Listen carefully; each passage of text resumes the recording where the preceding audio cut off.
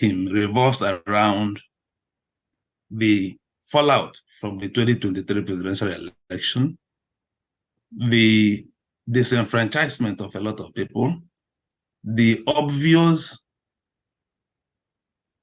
it was clear that the result announced by INEC did not reflect the wishes of the people. So a lot of questions that have been asked here is, how is the Labour Party preparing to stop a repeat in the future?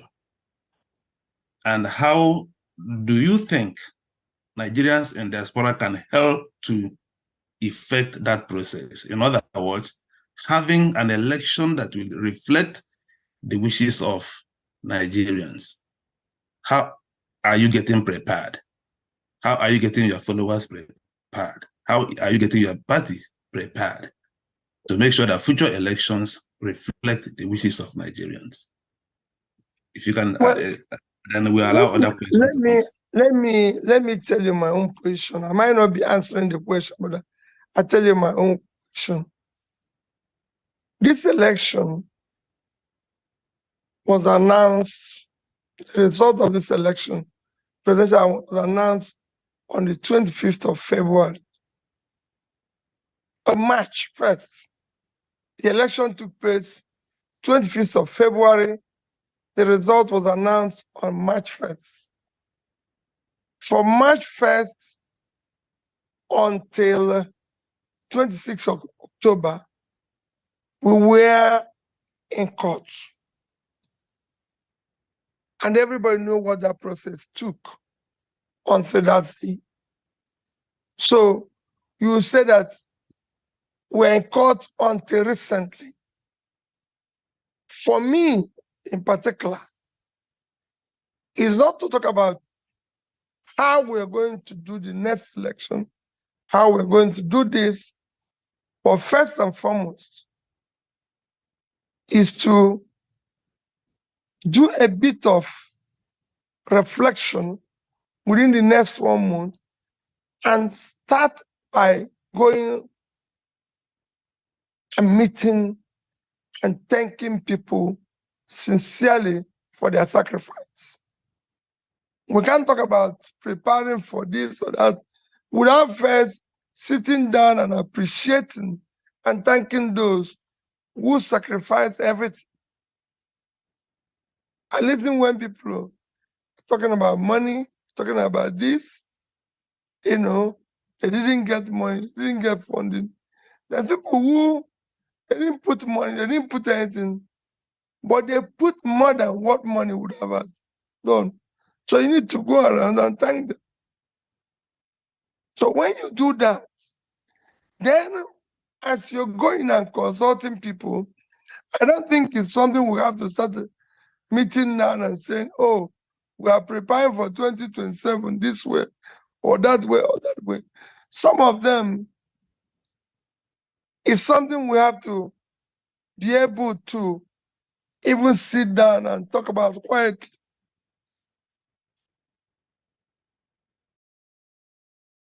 The period of selecting candidates for elections. Secondly, and most importantly, I don't know how much leverage you might have over the members of Labour Party who are either in the Senate or in the House of Representatives. I've been discussing with some diaspora groups, and they suggested that some of those members should raise a symbolic, I repeat, a symbolic motion of impeachment on Bola Tinubu for certificate forgery and all the whole crime against him, all he must have committed in the past. Not that knowing Nigeria that he will pass, but to raise the platform for Nigerians and especially Nigerian diaspora to dissociate themselves from the personality that's occupying the presence of Nigeria. Thank you very much. Well, thank you for at least, I'm very glad that you mentioned that I inspired you to still believe in Nigeria. And I still want to urge you to believe in Nigeria. We have no other country except this one, and nobody can change it except us. The politics of the people reflects their values. It is our policy. It shows the values we cherish. It's all you're seeing in our political and other life conducts. You know, if you celebrate criminality, if you don't see it as, if you don't see criminality as wrong, if you don't see corruption as wrong, they will all become things to celebrate. And that's what we're facing. We're celebrating criminality because for us, there's nothing wrong in doing that. If there's something wrong in doing, then we'll celebrate it. Same thing is what you're seeing in our political life. So for me, like I said, the long day is one. What is said about wrong candidates? In one primary, I can tell you it was free and fair. The chairman of that primary was Dr. Lexoti, governor of Abia State. Valos was his secretary. They went there to conduct that primary. We did everything. And of course, when they ended and counted the votes,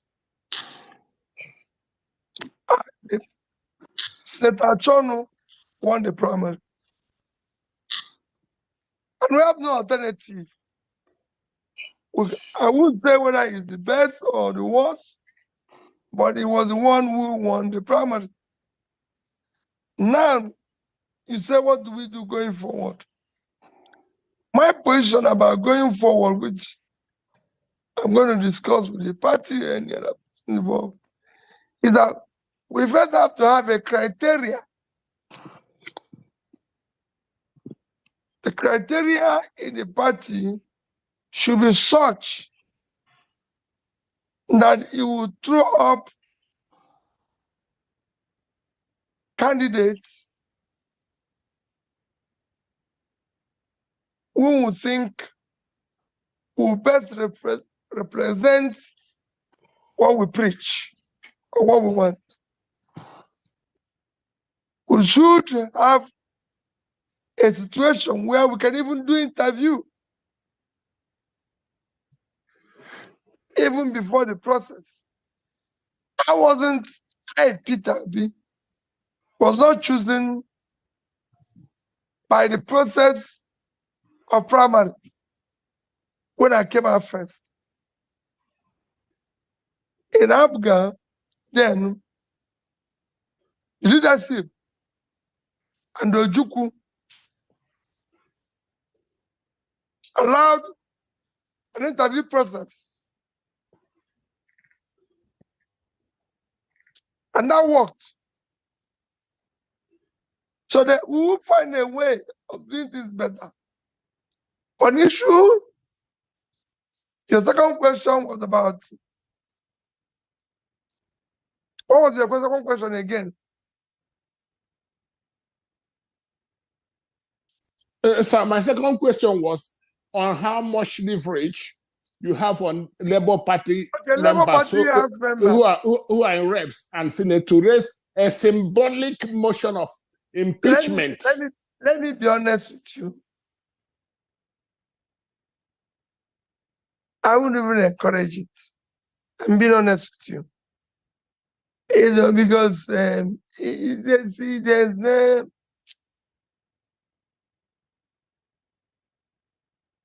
a lot of, I'm close to the members of National Assembly, and I'm trying to become closer to them as much as possible. But I can tell you that even if they go there, it's like you're trying to teach pigs to sing. Yes, you can just come and assemble them, but it wastes everybody's time. and it becomes more problematic, is that when we talked about how expensive their vehicle is, the system turned and say it is not their vehicle, it's the administrative vehicles that they have to use for their administration and office use. And when they leave, they'll bring it back. But let me tell you how it works here. When they leave, they'll say, oh, is that going to be sold? It's been at a reduced price of 500,000. If you pay, you carry it. If you don't pay, you. So, my brother, let us plan for tomorrow. And like I said earlier, that plan will not be for today. Let's sit down and do proper plan.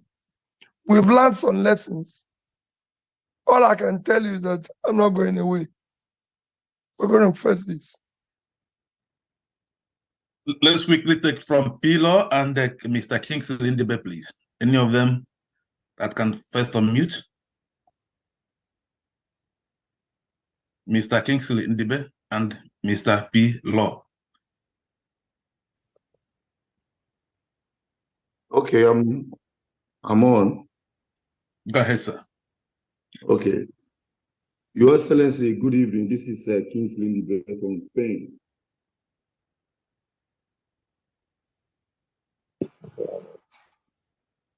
Hello, can you hear me? Yes, sir. Go ahead. Oh, okay.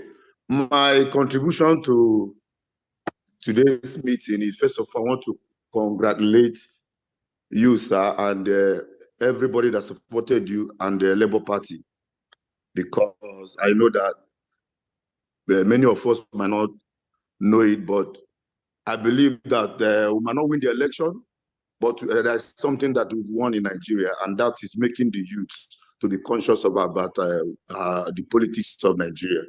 The participation of the youth was very unprecedented, and I know that it will continue. But the aspect I want to draw your attention to is I believe that in most countries, political parties don't change the trajectory of any country.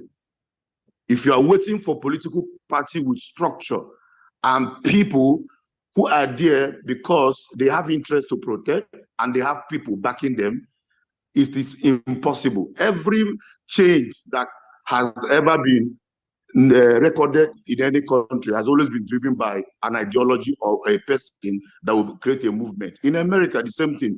Civil rights movement, we had Malcolm X and we had Dr. King. In America today, Donald Trump grabbed the Republican Party. Whether you like his way or not, he is being driven, he's driving the force, not really the party. So I believe that God has brought you out to actually, effect changes in our political scene. This obedient movement, I would also like you to see a way it will be restructured. Because today is a Labour Party. We don't know what is happening tomorrow. We don't know the characters that will invade Labour Party tomorrow. But if this obedient movement is very, very strong, sustained, and have a bit of structure, that means that they will have a bigger say on who is climbing, using your wing to get to where they are going. Look at the people that we elected today. They are the same type of, when they are in the house now, but they are the same thing. In South Africa, Malema, you could practically see his movement or his party from every other person in South African parliament. Their dressing, their ideology, everything is because every other person in that party queued to the vision of Malema. So if these people cannot queue into the audition, your vision or your way of actually going about political leadership, I think we should structure a way whereby anybody that that Labour produces or Obedient will produce, if Obedient should produce you, let it be somebody that is representing the interests of the people, not the people that are there for their own pocket. So let us look for a way. Thank you, Mr. Kingsley. Mr. Kingsley, thank you, because like I said, I'll be right at it. Thank you very much for your suggestion because I see your own as suggestion. But I've also told people that if you look at what people you mentioned are doing, they didn't start the way it started. Ours was just 18 months to today. We just veered up, going from one party to the other, and it's true that let me just say, just give us time and you see what we're trying to do. And you're going to be part of it. And it's going to be across the Federal Republic of Nigeria and with people who are committed, who are not transactional. And we need people, and all of you will be there to be guiding us well along. Very well. Mr. Pilo, please, let's rush this. If you can limit your comments to 1 minute so that our principal can have his rest from a lot of things he has done today. I'm going to have rest. I told you I'm running into a meeting now. I wish I'm going to have rest. I would have even lied down in the bed and be answering all the questions. State Party's chairman is calling INEC to cancel the election or he will take the matter to court. There was no vote in so many local governments in the state.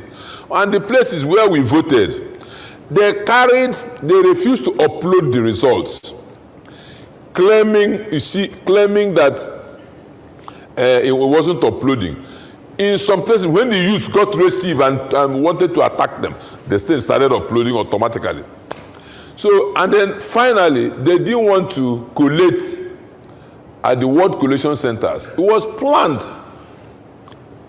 And these were the assurances they gave us before this election. So there was no election, as a matter of fact. Then they carried all collation to local government, some to local government headquarters, very few to INEC local government offices. And when they got there, they barred all the other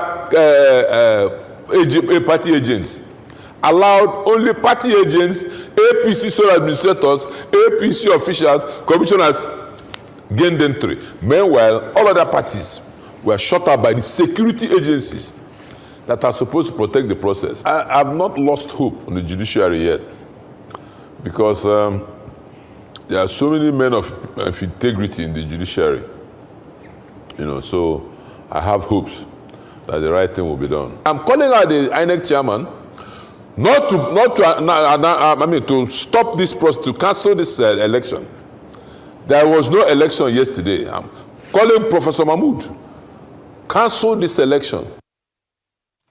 Dr. Bati, here we go again. Well, off-cycle results on the vindication or is in Kogi. We've also established in Imo State, in Bayelsa. So the security authority was not going to hold. How come their result appeared? The shenanigan reported in 2015 elections, we have lost everything to the electoral process, as we have seen in Imo, and as we will see in Kogi, and also in Bayelsa. One thing is certain, if we made any gains from 2015 elections, we have lost everything today. And we're back to square one. And I have to ask INEC, what is the matter?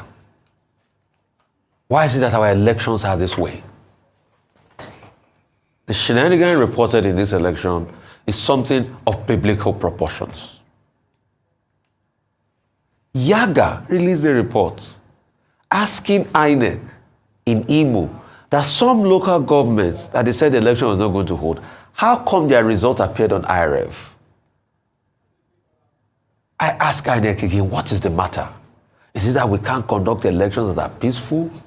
Also, the security authorities, in some regards they tried, but in some regards they didn't do well.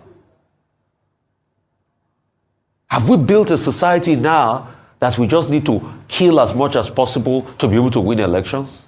And if we claim we want to serve the people, then what's the way forward? Uriwa has also come out to condemn these elections. We have seen how the process have gone in Imo. Some of the other parties Other governors have congratulated Governor Uzodinma. But like I asked in the last election, for those that have won, what did we win now? Did we win the confidence of the people and the hope in our electoral process, or we won the annoyance and the disdain and the repulsion of the people as regards how our electoral process has gone?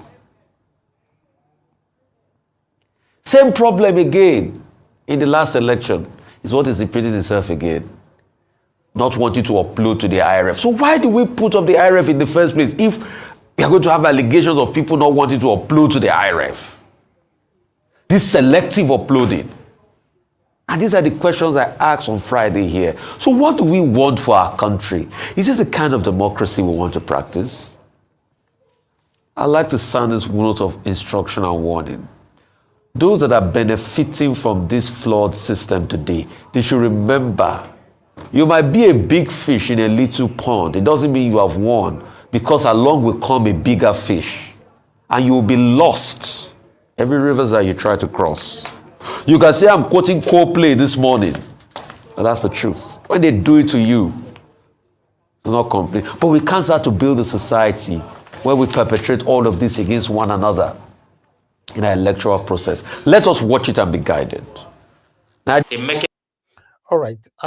If I have to say this before we move on, with all these complaints since 2 days now, have complained, other people have complained. We saw so many things happening on the live television. Labour Party agent was beaten to stupor, and many other manipulation that happened captured on camera. Then what is the Nigerian government saying about it? Regardless, let's remove INEC for now. What, I don't know. I don't understand Nigeria. Does it mean nobody we can complain to? That's what I'm saying. Is the country just like that? If you complain, everybody laugh about it, everybody contemplate and talk about it, then everybody go back home. Is that how it works? Does it mean that we don't have anybody to talk to in Nigeria that will listen to us, that will take action? Are these people really there for us, or they are there for themselves? There are so many questions. Come here, I don't understand. We can't continue like this. It's crazy. All right, let's listen to Obaseki. Guys, press on the like button and help us to share. Thank you very much, my people. I can see more people joining us right there. I can see God's power. Thank you very much, Aroyomi. Thank you. Dixon Dagbo, I can see you. Good evening to you. Adewale James, Babayale. Thank you very much. Abu Azi, I can see you as well. God bless you all. Thank you very much. Stella in Masemedo, God's power, I can see you as well. Thank you, wonderful people. Let's do this together. Sazel Uni, thank you so much. May God bless you all. I appreciate you all. Thank you so much. Thank you. All right. I would like us to quickly take on Governor Obaseki. You guys listen to what the governor of Edo State have to say here. Thank you. Comrade Adams Aliu Samad, you made tonight possible. As governor of Edo State, you made it possible for me to become the governor of Edo State. Now, Yaram, you made it possible for me to become a governor of Edo State, and he's about to give him an award for that. Just let me play that part again, then I'll allow it to flow. As governor of Edo State, you made it possible for me to become the governor of Edo State.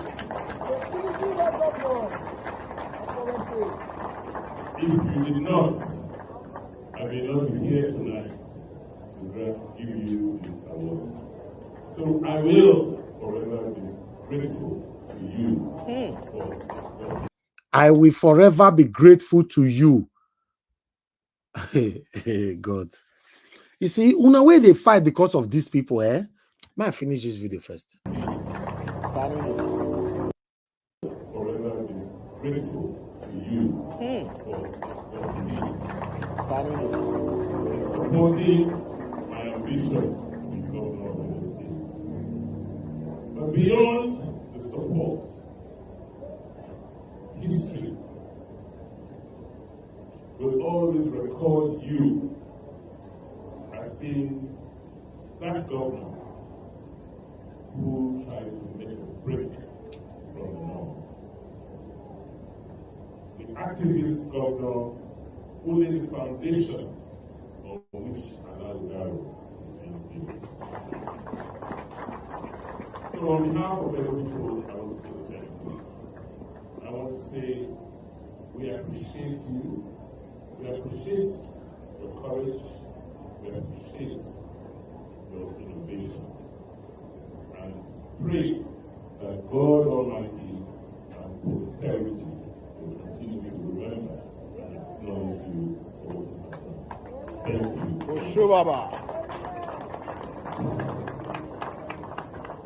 You see, some of you see your problem. I see somebody there, your name is Skincare. Nigeria was, why did you hate Obaseki? You see, that's why we are backward in Nigeria. When you criticize the government, you hate them. That's why we are where we are. So what does hate got to do with this? You said, yes, you supported Obaseki before. Now, I don't know, what are you writing there? You know, Obaseki is a product of Osho Papa, nothing bad from what Obaseki did. Yes, and you are proud of that. That is a product of, and the country where you live right now, nobody is a product of anybody. But you are there justifying the satanism that is happening in your own states. This is the problem we have. This is why Nigeria will continue to remain the way it is. Because most of our mentalities are satanic. When you criticize or question these people, you hate them. Some of the people listening to me today would have also criticized me, or rather call me names. Maybe I started checkmating Mr. Peter Obi. They would have also come the same way this person came in now. Nigeria, you supported Peter Obi. Now you don't hate him. This is why we are not going anywhere in Nigeria. Because some of you choose the leader because you love the leader, not what the leader can do for you. I supported Obaseki. I've never denied that. I've referenced to that so many times on this platform. I supported him with my platform. But I supported him because I love him. I supported him because I want the betterment of my state. And I believe between him and his competitor at that time, he's the right person that can do the job. Then I supported him. Nothing wrong with that. I've referenced to that so many times. Maybe yesterday I talked about it, or the day before yesterday. I've always talked about that. I don't have anything to hide. But it's also my duty, after you have supported them, to checkmate them. You know, to checkmate what they are doing. If you support me that is talking to you today, and I start doing something wrong tomorrow, and you refuse to tell me, you were never supporting me. You were only supporting me for your selfish interest, for me to think that, oh, you are my biggest fan. That's all. The only way we can move Nigeria forward, my brothers and sisters, is to question your leaders. Don't love them. They're not saying you over Sabi, make you love them. None of them send you that. They choose them to do the work for you. Don't choose them to love them. If they are looking for love, they have wives at home. They have wives. How can you choose a leader? You start loving them, applying more emotions and everything. Yes, I want a leader that can give me at least 10% of the lifestyle I'm living in the United Kingdom. I'm not even asking for 100%. Give us 10% of the lifestyle people are living in, the infrastructure of Dubai. We have the money to even give the 100%, but we are not selfish. We are not asking for the 100%. We are only asking for 10%. And these satanic leaders are not doing it. And some of the satanic supporters are supporting them, calling me hating Obaseki for questioning my governor, for coming out publicly to endorse Oshomole that Oshomole made him the governor of Edo State. So what happened to 4+4 Togba? All the people that put in the effort during the time of 4+4. So it was just, you know, how do I put it on? It was just fake. What happened to voters? People that went out to vote that day, what happened? That means somebody single-handedly made him a governor. That's what it means. Yeah, Mr. Elvis, sorry for cutting you. Exactly, that is exactly what is going on in Nigeria. So that's why, like the other person that made that comment, that is unfortunate thing that most of these everyday Nigerians, you know, that's why their suffering will continue, because our people don't reason. These people, as far as they are concerned, you're not the one that put them in power. It is Oshomole that put them in power, and that is why when they go there, they don't give a damn about you. They don't give a hoot about you. They don't, until we begin to get leaders that people put in power. That is when you see them working for the people. For now, it is all about their cronies and their political godfathers. Simple. That's just what it is. Exactly. And that is why we need to fight to get people that will go in there by us. If they don't go in there by us, you're making, after when you talk, they will tell you didn't bring me. I mean, they can get whatever they, in fact, it's so it's very sad. It's very sad to know that somebody will blame me for questioning my governor. And you that is talking there that hate Obaseki, I believe in your entire life you have never met Obaseki 101 or chatted or talked with Obaseki 101. I sent every of my displeasure to Obaseki directly on his WhatsApp. We talk about things that I'm not happy with. During the time of land grabbing, I brought him the Secretary of the State here, Barrister Osarodion Ogi. He was here to answer questions respectfully. Governor Obaseki answered my question that I asked him respectfully about somebody that's supposed to be arrested. If I have to showcase all this, then you now get to know that you that is thinking somebody hate governor, you are even the one deceiving yourself, because maybe you are in Italy or America or UK, you are deceiving the people in Nigeria, and you don't go to the same place where you say Obaseki is recently Obaseki is doing good. You don't say, hey, don't look like village till tomorrow. I'll continue to say it. You want me to join the people that is raising the how do I put it on? That is praising these people that everything is fine. Go to Benin. Once you reach Oluku, now there you go know how Edo State be. Every governors have ruled in Edo State, all of them are failures. And if you don't know that, then you are in big trouble. A governor will spend 8 years. Edo State still remain the same way. They will give you like 2, 3, 4 buildings and give you biscuits, a road. You'll be praising them. Have you forgotten that I have my own representative, Nigerian representatives in Edo State that have recorded so many roads that Obaseki have done that we were using our hand to remove? Hand. You don't ever see where person feel use hand remove quota. Use your hand remove quota with the UK, the country where they talk from. Where they go remove. We have a long way to go, my brothers and sisters. All I'm fighting for is just a better Nigeria, a better Edo State. I'm not living there. I'm already living a better life. Like you that is deceiving the people back home. The same you that is saying, Obaseki, why, yeah. Obaseki, your trial. Obaseki, your trial. Buhari trial. Oshomole trial. This one trial. The same state still remain the way it is. You are justifying a governor, a city governor, coming out to say that his predecessor made him a governor. And you think that is right. You think that is right. And you call that hatred. Ah, this is sad. You call that hatred. We have a long way to go. Let me finish this video. Okay, somebody is calling in. Let me pick some calls.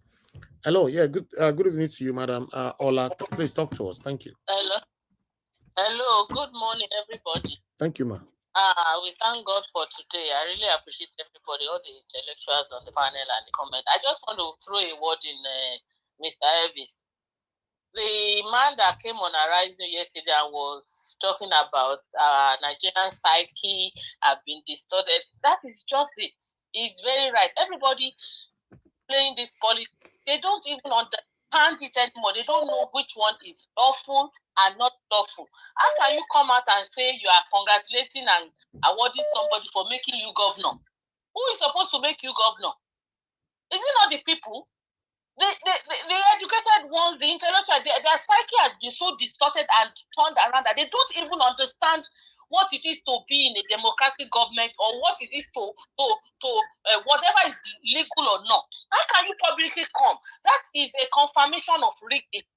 To the best of my own understanding, you are confirming that you were rigged because it's not somebody who was a previous governor that will make you go. It is the people.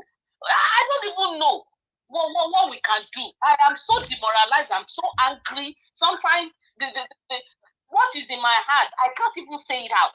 Nigeria is, I don't know. I don't know the solution, but Nigeria is so, I can't even find words. This is so ridiculous. This is a confirmation of rigging. And people who see that they will be hailing them and clapping and singing praises. How can you come and say your predecessor made you governor?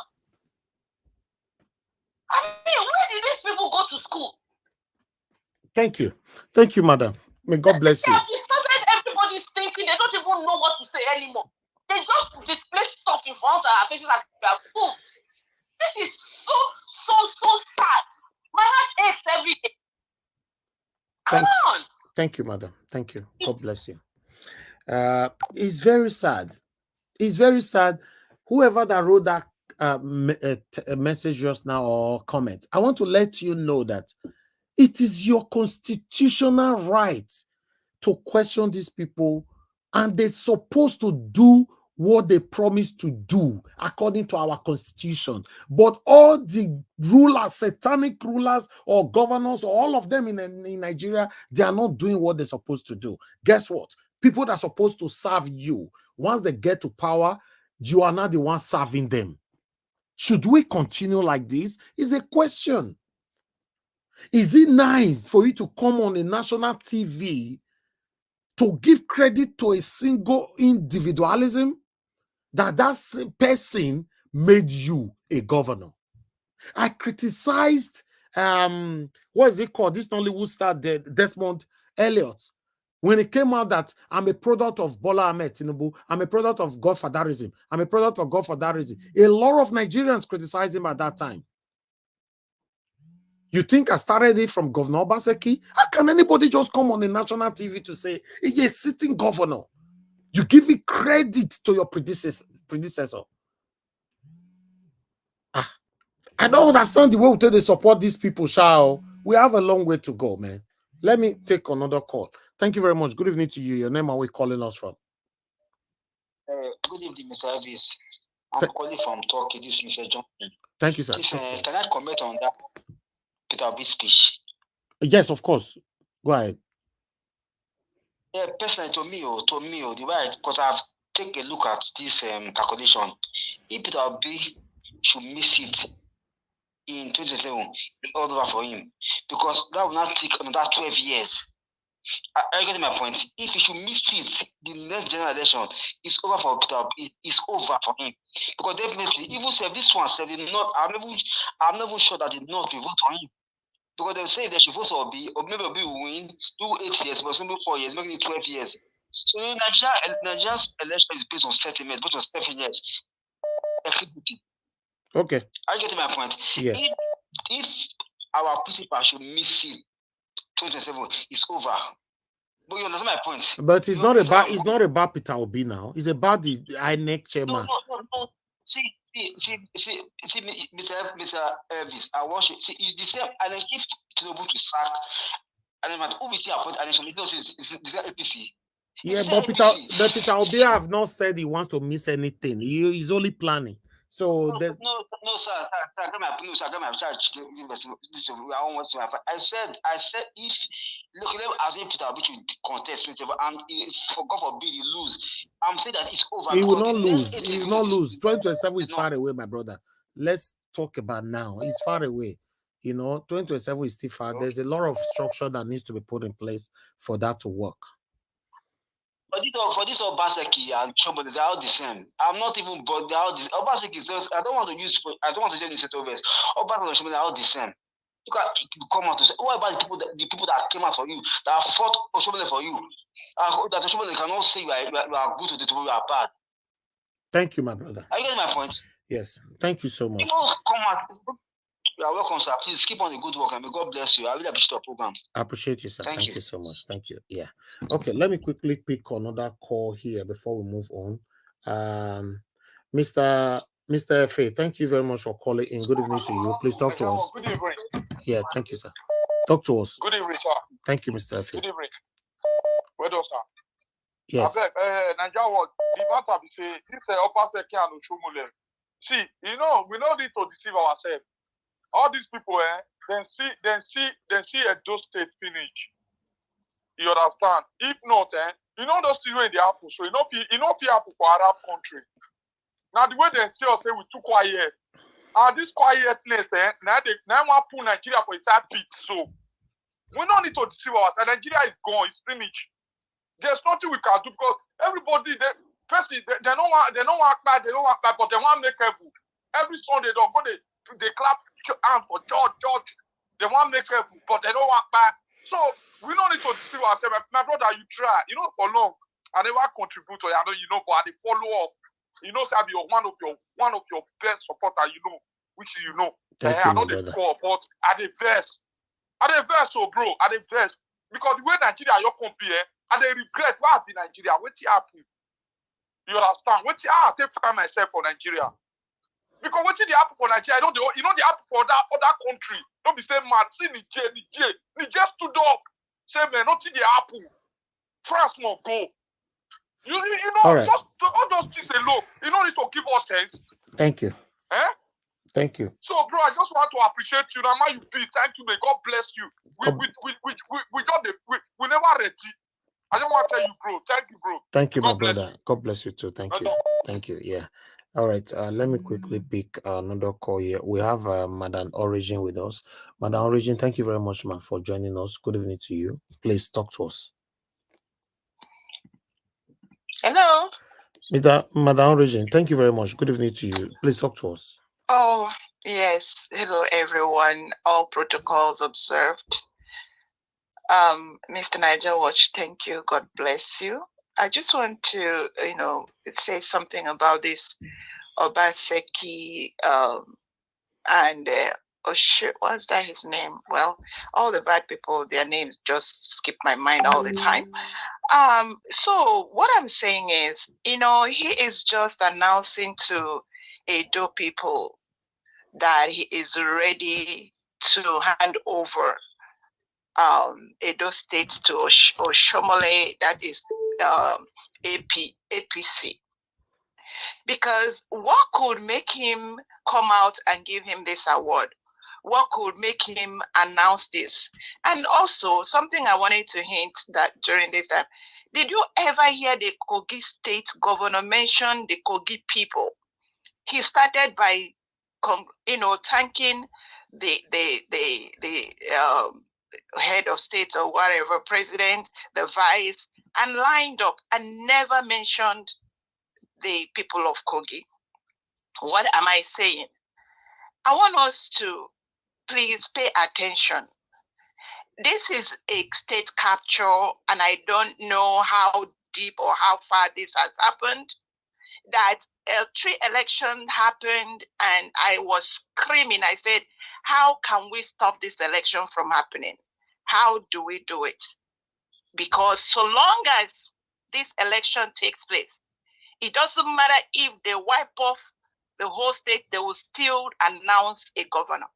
It doesn't matter if the people vote 100%, they will still announce APC. So It doesn't matter if the people come and see how they bundle that man out and throw him out. How much more?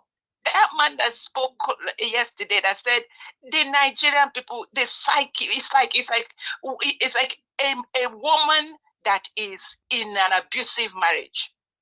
And she will go and announce and cry, and everybody will see the man beating her. And everybody will tell her, get up, dust up yourself, go and serve him. What do you expect that woman to do? Day in, day out. That is what Nigerians are experiencing. So I will never condemn any Nigerian. I will never say Nigerians are not doing enough. I will only say they have no one to cry to. They have cried enough. They have been abused enough. Look at Oshomole or Obaseki. Look at the man that I mean, this forum when you people are talking how he was humiliated, Edo people rallied around him. What do you want Edo people to do? They did what they thought was right. But lo and behold, these people's heart are somewhere else. They have eaten from the devil's pot, and they are enjoying it. And I declare and I say it again. This is about a war against Nigerians and a few criminals. Until we identify them as these are criminals that are sitting at the helm of affairs of the nation, and they're not letting the people. What have the Nigerians not tried? And when people come and they start, it's people like all the few that rise up, they sit on them, and you will stay here, a few of us, condemning them and saying, why are they forming up and they were trying to show themselves, now they are in jail, now they are in exile. That is us. All of us, we have been deluded. We listen to the leaders, not knowing that they have no interest, nothing for us, nothing for an average Nigerian, except those who are ready to dance and do what they say. By the time you see it, Edo State, if that election happens, Obaseki is handing Edo to APC. Though he is PDP now, but he's not going to work for PDP. I rest it there. Thank you, everyone. Thank you so much. You see, Madam Origin have said it all. Remember, if you guys remember, Obaseki is a product of APC. The only reason why Obaseki have to have any kind of connection with PDP is because of when Oshomole was pursuing him. Then Edo people stood by him. They lined up with him. And he moved to PDP. At that time, he only moved to PDP without no option. Not that he went there because he liked PDP. Obaseki remained a product of APC. What Madam Origin just said, Obaseki already structuring or drawing a line how to hand over back Edo State to APC. Now here would they, all of us go still talk together. But the painful part of it is that people who support these people based on selfish interests is very, very sad. But sorry, are we allowed to say something? Yes, hold on, sir. It's very, very sad. People who are supporting these people. If you check Allow Dao summit that Obaseki did, if you are from Edo State and you choose to be sincere and truthful to yourself, check out the youth that were there, that were raising voices for Governor Obaseki. Ask yourself, were they actually doing it for the goodness of Edo State or for their selfish interest? That is where you're supposed to be getting a result from. For some of you accusing me, oh, I did not showcase this, I did not support Obaseki, I do this because I'm an independent man. Anything I'm doing, I'm not doing it because of what I want to gain from these satanic leaders. I'm only supporting because I want a better Nigeria or a better Edo State. I'm a totally different person. Because if they promised me money now and I collected the money and I'm here shouting, Obaseki, Oshomole, then you say, oh, Naija Watch is a good man, right? I'm sorry. I don't need millions to stand beside me. And you are fake. No. If it's just a little and you are real, I'm good with that. Go back, draw your plan. All the youth that is running around Obaseki during the time allowed that summit and even before then, ask yourself, why are they really doing this thing? A lot of people, they sustain their living through Governor Obaseki. Are you aware of that? So what about if I was that kind of person? Oh, you would have been clapping for me, right? No, you don't have to. Let's support what is right, my people. Let's stop. You cannot be living in a developed country and be supporting what is happening in Nigeria. How? I've asked this question so many times. You live in a well-structured country. You will be supporting how this satanic set of leaders are treating us in the name of you love them. They get wife, for Christ's sake. We love them. They have children that lost them. They don't need your love. They want you to question them, to draw them to the right track whenever they lose their track, to do the right thing, to do the reason why they are there. It's very, very unfortunate. Go ahead, my brother, with your interjection. God bless you. Give us some money. Good evening to you. Well, greetings to everyone. People on the comment section, all over the world. Greetings to everyone. I will not disrespect this platform, even though I have my own bitterness and anger against the Nigerian state and whoever is the president now, or whoever is there as whatever they call themselves. But one thing remains the truth, that should any of us have lost our family member in the past election, our tune will not be the same way it is today. 80 people died in the last election. A 19 years old boy killed himself in the last election. And we are saying that these people are not to be cursed and to be abused. Now, the aftermath of what happened during the election is what you see in Imo State. Pay attention to that, what that woman said. Ododo in Kogi State, even though the election was rigged on a broad daylight, in Imo State, same thing, in Bayelsa, same thing. That means if they bribe the people in the state to get to power, they will still say, oh, they will still continue to rule.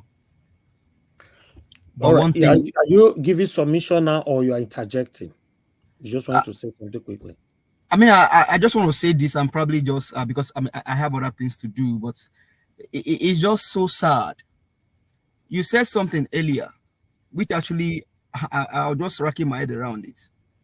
That Buhari promised a free and fair election, and he gave free and fair election, but for the presidency, no free and fair election.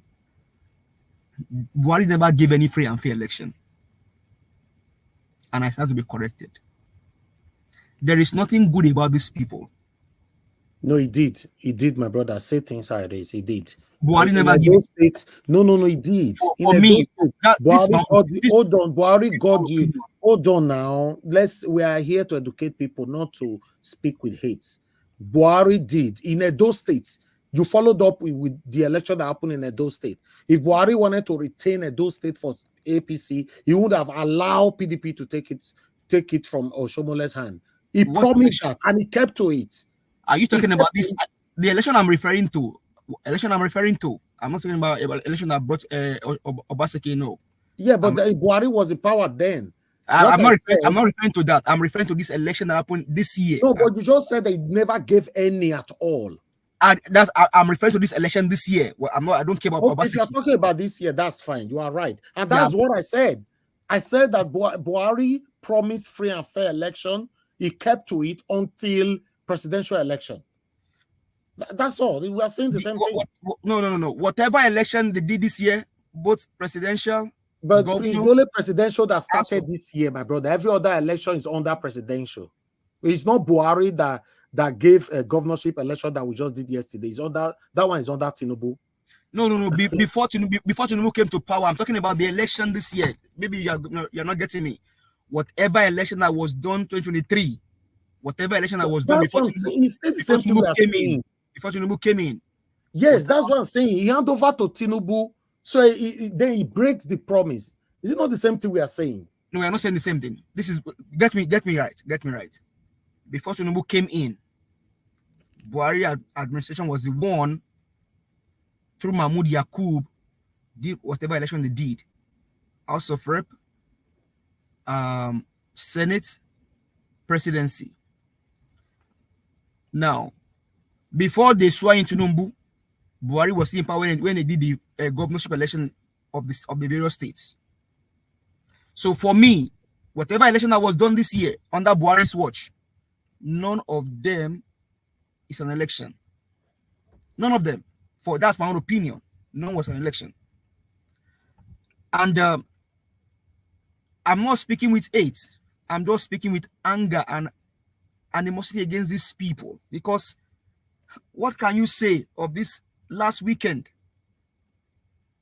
What can you say about the presidential election that happened 20th of February? If a people were killed in an election and somebody killed himself by himself, we are not in war. We are not in war. The country in the next 10 years, if you continue like this and something is done rapidly, the country is gone. The country is finished. Nigeria is gone. And so people saying that Peter Obi, if he loses 2027, we should forget about it. Do you even think that there's 2027 for God's sake? No 2027. Under whose watch? This election that was done over the weekend. Do you think they don't have the federal intervention in the election? And so you're talking about Mahmoud Yakub. Mahmoud Yakub for me is not a problem. Mahmoud Yakub is not a problem. The person that put him there is the problem. Remember, this guy was the one that gave Mahmoud Yakub to Buhari. Chief Justice, the same thing. Everything is compromised. I will send you something right now. I will send something to you in the private chat. Maybe you can show to Nigerians for them to see how the country is rotting. This is happening at the airport. I'll send it to you in the private chat.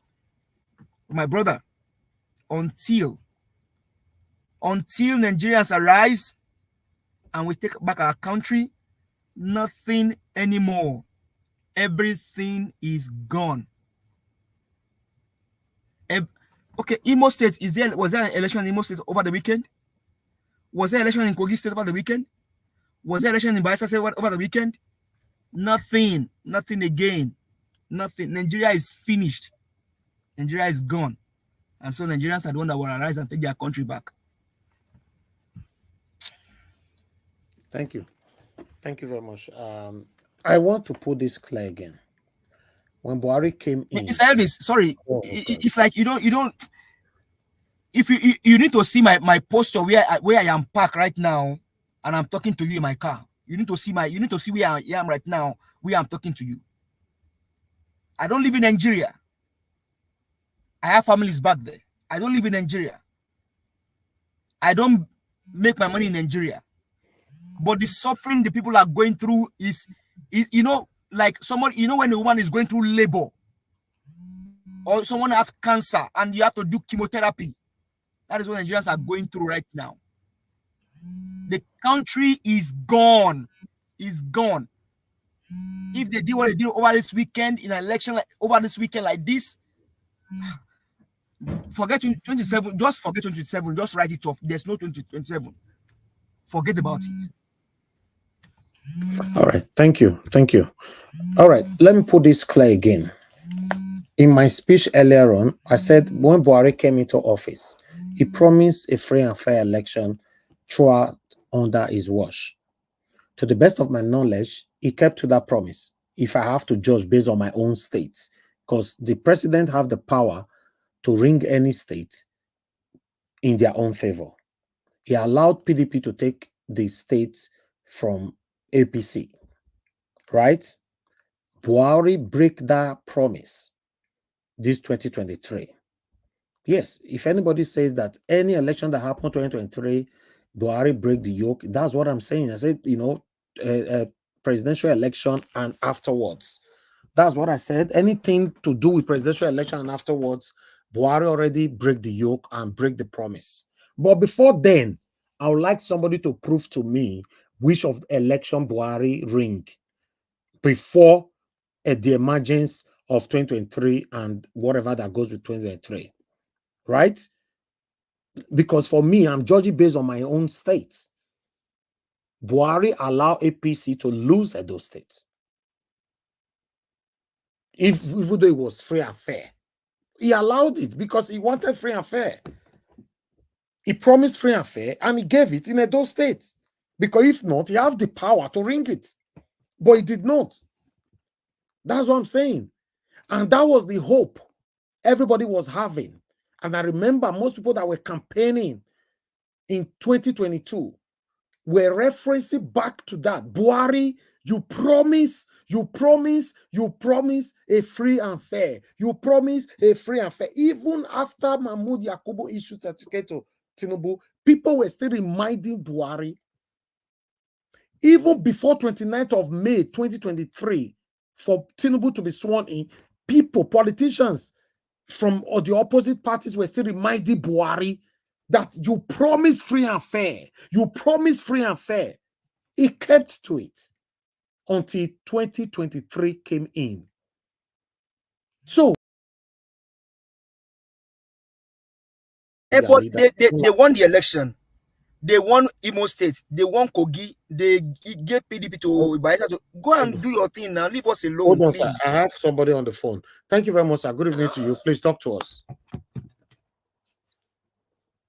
Good evening, Thank Mr. you, sir. Ajawat. Thank you, sir. Good Please evening, talk to us. everybody in panel.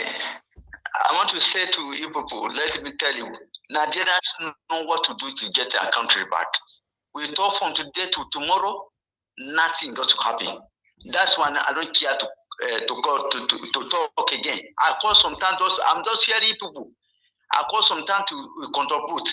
Let me tell you, we have to go after these people. One by one, we have to go after how many police they carry. They don't carry more than 20 police. It's one of the 8 politicians. We have to go after them. If we get them after one by one, we get them seriously. We deal with them. The many ones will flee out of the country and leave our country for us. If not so, we are going to continue to suffer in this country. We have to take decision. Speak local dialects to talk to the people in the north. I beg. You know, speak answer to talk to them. We have to go. But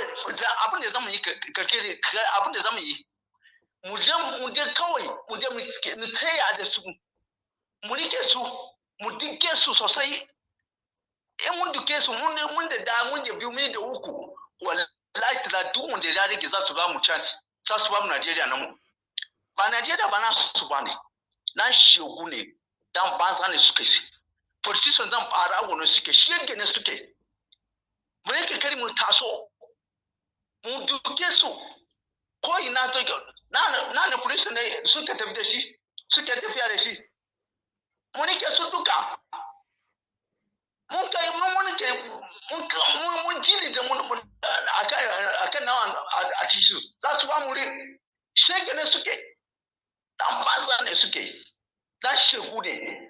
With Nigerians, we have to take it into our hand. Let me tell you people, we have to rise. Thank you, sir. We have to rise and block them.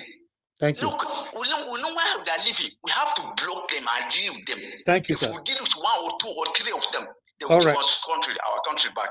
Okay. Thank you. They'll Thank you, give sir. our country back. Thank you so much. Thank you, sir. God bless you. Thank you. Okay, I can see one person or two said I was wrong on that. Please, I would like you guys to educate me, because that was what he promised. If he did not keep to that promise in some areas, please let me know. I'm just to add, like I tell and I wear my sense rich and there they talk rich. Few people know that in some area, Buhari break that promise already, even before this 2023 presidential election. Please let us know. On this platform, we all are learning. You know, you can see that I did not generalize. I was referencing to only my state, because now only my state, he allow PDP to take them. That means he no want ring them, because if he want ring them, now this talk with me, you they talk for see the talk, you go ring them for our head, but you not ring them. For other state, I don't know. So if you know you have more information on that, please educate us. May God bless you all. Let me come to Dr. Aruna. Good evening to you, sir. It's good to have you on the panel, sir. Please talk to us. Thank you very much, sir. Yeah, thank you, Elvis, for your resilience and what you're doing. Thank you, sir. On Buhari, before I go into other things, just on the Buhari issue, what tied his hands is because was Obasaki not in APC, and he's an incumbent, and it's a fight that was local, and Buhari didn't have much to gain from it, so he didn't interfere. But when it came to where they had interest, he showed up his true color. There was already a plan made between him and Tinubu, and that's why at the end he wanted to show his affiliation to his Fulani and wanted to break the agreement. And Tinubu formed and said Emi Loko, Yoruba Loko, and Emi Loko. Even though Tinubu was very disrespectful in the way he addressed the president then, but Buhari, knowing what Tinubu was going to spill the beans and it would have worked against him seriously, he quickly bowed. He wasn't going to go around campaigning or acknowledging Tinubu, but at the end, he went round to campaign for Tinubu because of what would have happened if they did not allow Tinubu. So the one of Edo State, it's kind of, we can't use it for national. It was a peculiar case. So leaving that aside, coming to what's going on, it's very obvious from what Obasaki did. He's preparing for the future. He's setting his ground for, he knows that his time is finishing and he needs to get himself set. Because these people talk among themselves. He has been told, for you to have a future in politics in Nigeria, you can't stay with PDP. Remember what took you to PDP was just that window period that there was a fight. But for you to have a future, you need to return to where you were. But to do that, you will have to acknowledge me publicly as a sign of retreat from whatever were the fights of the past. So he did not just do it by talking about him, but gave him a prize, a special prize to show that I wouldn't have been without you. So the one who made me, I'm not going to live without acknowledging him. So you people of Edo, even though we had a fight, but it was a palace fight, we have settled. But I cannot shift from PDP now. I'll have to leave, but I'm going back home. So he has to prepare his ground on his way back to APC. That's exactly what he's doing. And he's promising them to deliver Edo to APC, back to APC. He has made the promise, and except if the people of Edo get up and not just wait to go and cast votes, which is what many Nigerians are still daydreaming.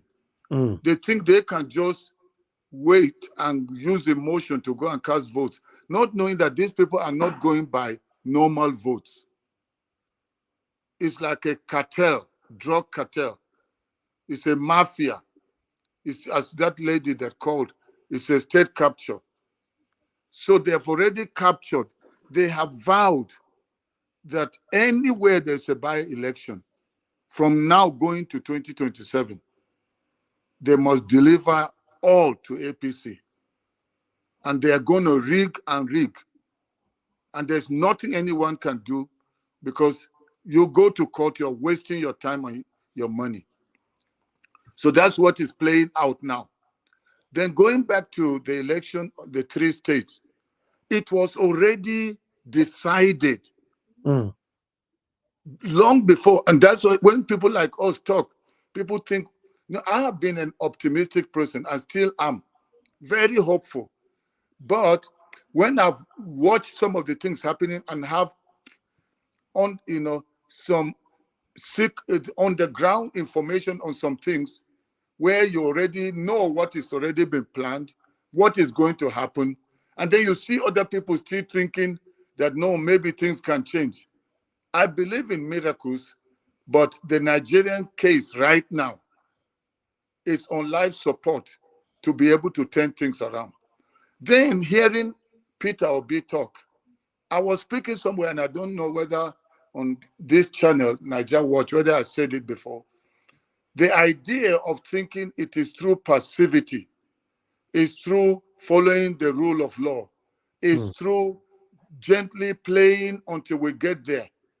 Already, a Labour Party is completely messed up. I'm telling you, I don't see Labour Party sustain till 2027. The only hope that Obi has is the obedience. But they are fire, looking at all these injustices, the fire of the obedience that got them to go out. If there is a fresh election today, many of the obedience are not going out to vote. Because they went out and did what they did. It was organic, love for Nigeria. They thought with Peter Obi, there would be the birth of a new Nigeria. But Peter Obi was fighting among lions that live and feed on flesh and have no feelings. So he did not know, and he said they had gotten justice before from the judiciary. He trusts the courts, but he did not know the court belonged to APC. He did not know the Electoral Commission belongs to APC. And he did not know even some of the people that came in under Labour, they were from APC. So now he's defending them by saying the cars they are getting, no, they gave him explanation that the cars are going to be used for official. But if somebody truly came to bring change, they would have said, I can do my job, visit my constituency without that type of car. Give me that money. One person in South Africa, one man stops the entire parliament from moving and they listen to him. That is Malema. But in Nigeria, we don't have such people talking. They just go in and feed into the system, eat their part, and start lying and telling people that they said it's for official. So even if it's for official, they should have said, we can do official duty without wasting such money. Okay, going back to somebody talking about Peter Obi with 2027. And again, I don't want anybody to think I am now losing hope, or because if I've lost hope, I would have not still been making broadcasts. I'm still doing it. So these people, if nothing happens between now and 2027, their grip on power is going to be stronger. Their scheme and plans for rigging will be at a level that it will be very difficult for Peter Obi's type of temperament to catch up or meet up with them. Now you must know the current president is the one that will decide who is the INEC chairman. He can decide who is the chief judge of the nation. And those are all the people that will go if they say it's over. If you watch the returning officer, that professor in Imo, you could see this man was not fighting to defend a system. He was fighting because there is something he has eaten, and he took it like a personal fight, like what the judges did during the tribunal. So going forward, I'm telling you, my view is this. Nigerians still need to know that these people, even when you elect them, they are supposed to come and serve your interest, not their interest. And since people are being forced on us as a nation, and they will never allow the will of the people to stand, then the people have to devise ways for civil disobedience without destroying anyone, killing anyone, because people are already suffering. And just take a stand and say enough is enough. And that is why I said before that if Detti was the principal, we will not be talking what we are talking now. But I'm not saying I want him to be. I'm saying I wish Obi will agree for them to work as a team and let this guy be the face in front, as it has to do with the way forward, not that he should become the president.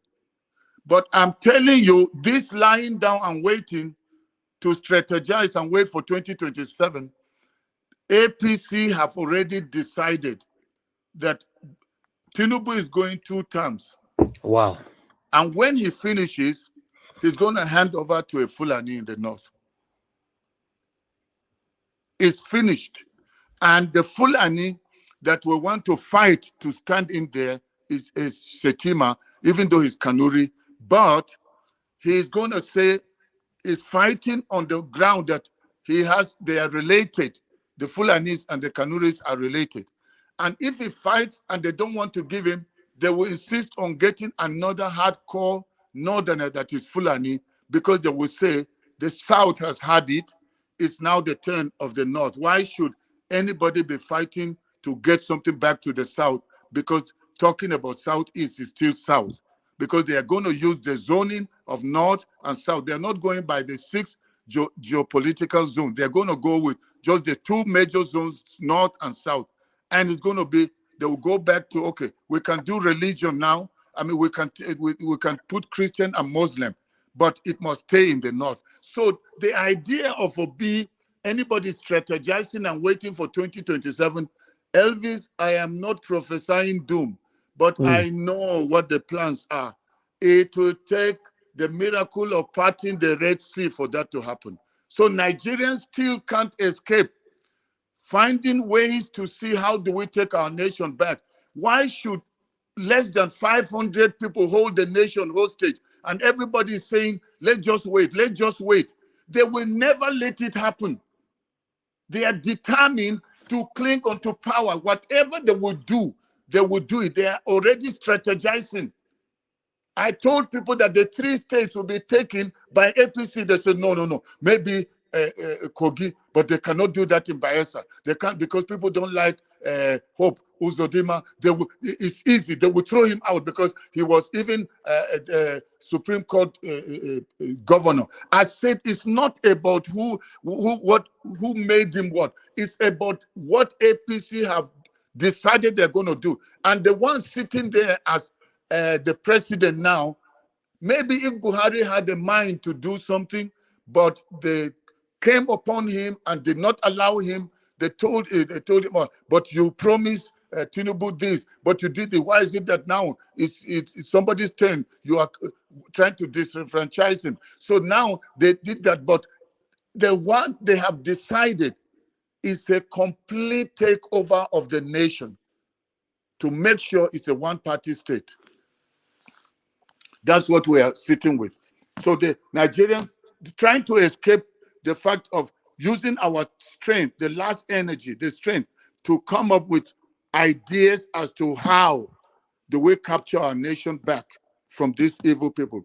If not, just get prepared for a mass exodus of Nigerians away, because the suffering is going to be too much, and there's nothing anybody can say, because the judiciary is bought, the executive is it's already there, and then the legislative arm, they are all going to be one voice now, going forward.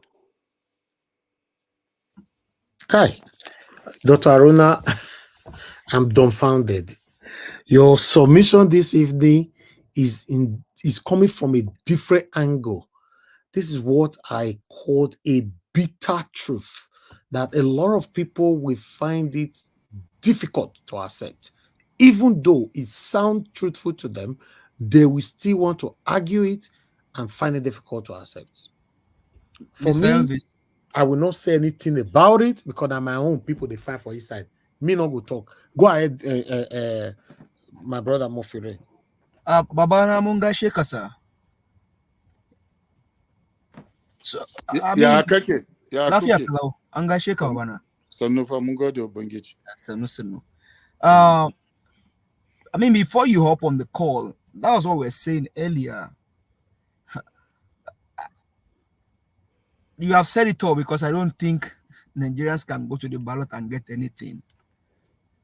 Now, if Nigerians are not sure of I mean, I don't know, but it just bleeds my heart that these guys are just trying to do everything possible. And like I said it before you came, if they wipe off the old emo, if they can wipe up the old emo, they will do it so that Hope Uzodinma will still be the governor.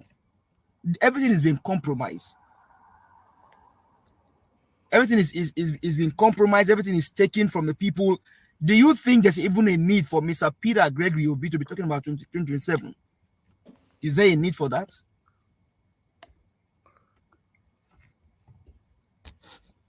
If Peter Obi has to talk about 2027, he can't play politics the way he's playing right now.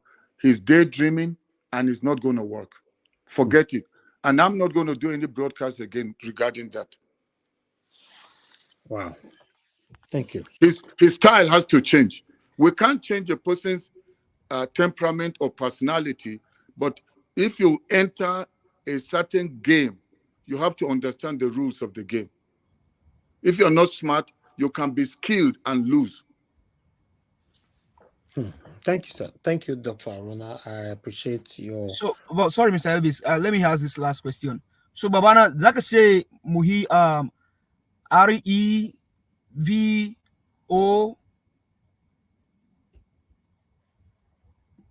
You don't have to finish the word. You don't have to finish the word. It's not a swear word. Anywhere you see change, it's either a person that has a revolutionary mind that gets people of like mind. And revolution does not mean burning buildings. Does not mean killing anybody. Yeah, in fact, what Elvis has done in more than 1 year is revolutionary broadcasting. How will somebody give up his whole this thing, sacrifice it on what is not going to get 1 cent? It's because he believes in a vision and is prepared to lay down his reputation, lose money, even lose friends for an ideology or for a Nigeria he believes is possible. So until we have such people that are prepared to make the kind of sacrifice that Nigeria Watch Elvis is doing, that every time it's like he's punched and he's bleeding, he still remains hopeful for the next game. He still remains hopeful. He will talk like he's over, but the next time he's hopeful. Even the fact that he's still broadcasting now is a sign of a person that still believes Nigeria is possible. So the rest that are listeners, whether they are on the chat or they are part of the panel, what Nigerians should just do now is ask themselves, should 400 or 500 people destroy the whole nation? Because politicians come, politicians go, citizens remain. So now the ball is in the court of citizens, and you cannot tell, nobody had to go around campaigning for NSAS to happen. It was organic. But it took one person stepping out, others that believe in that vision. But you can never have a crowd create a revolution. It's always an individual. Then the crowd that have been angry, complaining, they will back this individual. We don't know who that individual is, but Obi has played his part by being that voice, that face of a possible new Nigeria, workable, that will even be better than Dubai if it's given time. So let's preserve the Obi with that face.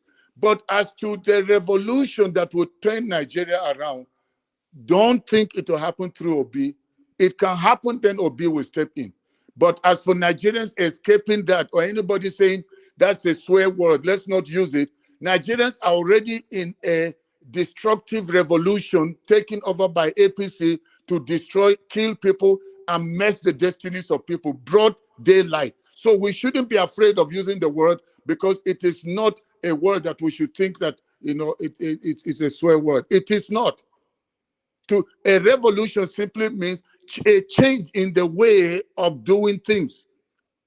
Seeing the same thing with a mind of possibilities in place of impossibility, and being involved or taking a step or allowing yourself to be the agent or to be a part of the team that will bring it about. That's basically what a revolution to cause something to revolve. Thank you. Thank you, sir. Thank you very much, Dr. Aruna. Thank you for that description of our effort here. God bless you. It's just like this evening to come on air was one of the hardest thing to do. You know, I was very, very tired. I don't like talking about these things. I was very, very tired, but these have become like a task now. To break the yoke have become a very, very big problem for me. I was so tired to come on air today, but we are here. Yes, of course, I will agree with you, Dr. Aruna. I want a better Nigeria, and that will continue to be my stand. But I agree with so many things that you talked about today, which I'm not going to repeat. Like I said, many people are listening for me to speak and jump on me. You know, anything where I talk now, my own I be another thing for itself. So I will just leave it like that. This is what Dr. Aruna said today. And any other person that want to talk about it or re-emphasize on it, then you can. But for me, I'll just jump on that. But for me, Dr. Aruna have said it all today. It's not up to you. Anyhow, you know you want to digest it. Any area you want to look at it is up to you. Everybody entitled to their own opinion. But we cannot continue like this. Thank God that before Dr. Aruna came in, I already said it that 2027, I will not be part of it if these same people are in power, you know, especially Mahmoud Yakubu. But Dr. Aruna came in saying that with the same strategy and the way Peter Obi is going about it, you know, it will not work even in 2027. And somebody just commented as well on the comment section that do you think that Tinubu will hand over power to Peter Obi? So there are so many questions that we should be asking ourselves and all that, you know. So I'm quoting everybody now. Wanna not come for me. Some of them way they I'm only quoting. So this is not me. Quote I'm me not self, Mr. Elvis. Quote me self. I did for America. I don't tell them my name. Quote me self. Yeah, Because we cannot continue like this. Mr. Elvis, you're right. Quote me. Yeah, you are right.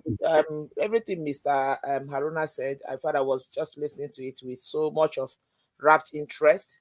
With these human beings that are like, you know, we've always said this thing. There was one time we were talking about by election, what is it, and runoff, whatever. And my question was like, who is going to be the umpire? With these people that are still in power, with these people that are here, if these people stays, there's nothing like election in Nigeria anymore. That's just my point. Peter Obi has good intentions. Peter Obi is trying to be a gentleman. Peter Obi is trying to do what he wants to. He's not trying to be a gentleman. He's a gentleman. Oh, okay, sorry. He's been him. Let me just put it that way. He's being him because he's a very calm man. He's a very gentleman. Yeah. But the truth about it is that these people have so much capture. Do you know? I'm sorry if I'm taking that time. But this morning, I decided to just log into the IREV. Right? I logged into the IREV. I'm in the US. I logged into the IREV. I didn't know it's something that you can access from anywhere. I logged into it. And I was seeing things that was surprising me. You will see a place, they'll tell you, accredited voters, 8 people. Then you see votes coming out of that place, 500 and something. How is that even possible? What kind of that was what they did over this weekend, Madalena. That was what they did both in Imo and in Kogi State.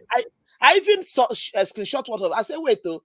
Maybe I'm the one that is not understanding the difference between accredited voters and voters. Like, it's me that does not understand what it means. How can you have 8 accredited voters and then in that polling booth there are 500 and something votes, and then for maybe 500 votes, and then 473 going to APC? How is that even possible? What kind of they went ahead and declared hopeless Uzodunjo as a governor.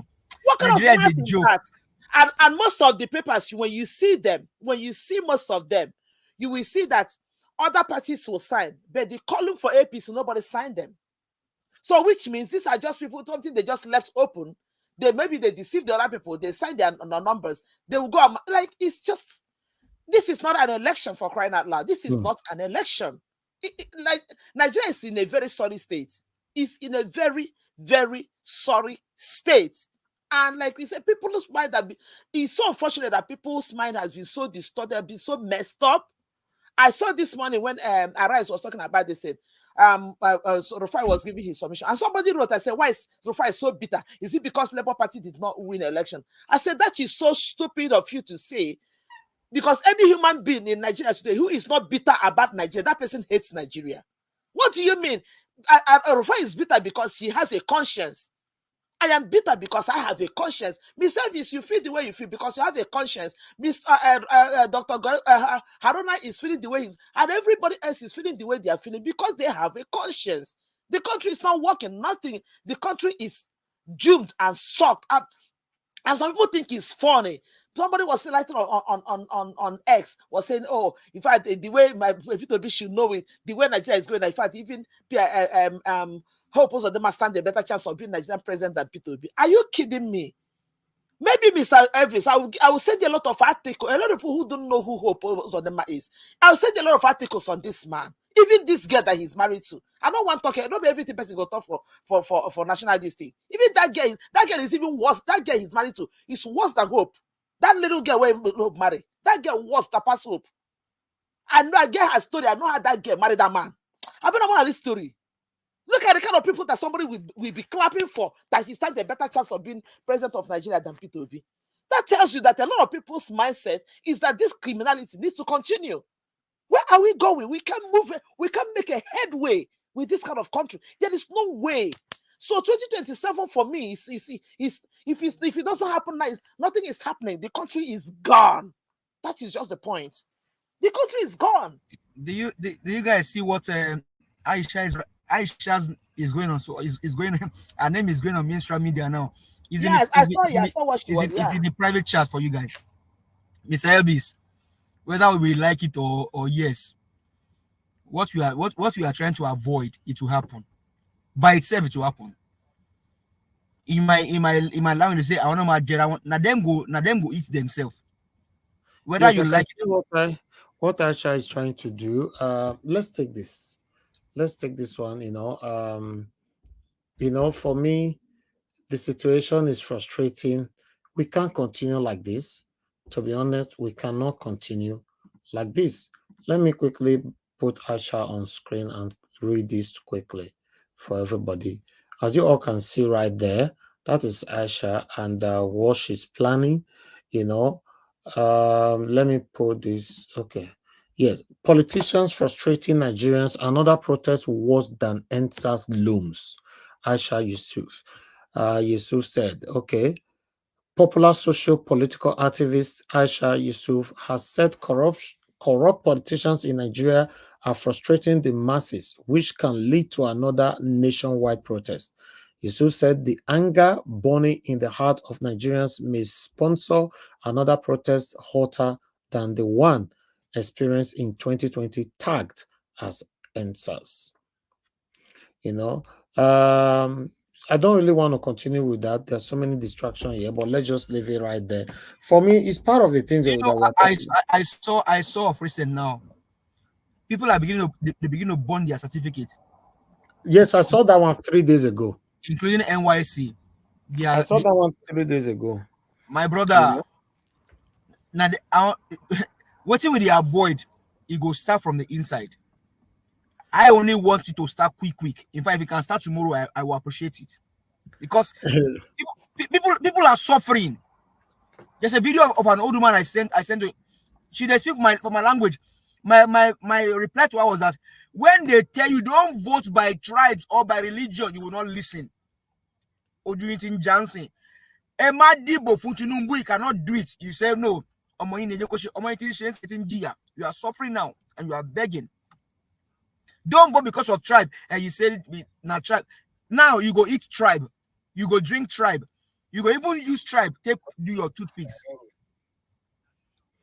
All right. Let's take on this guy that is burning the certificate is circulating.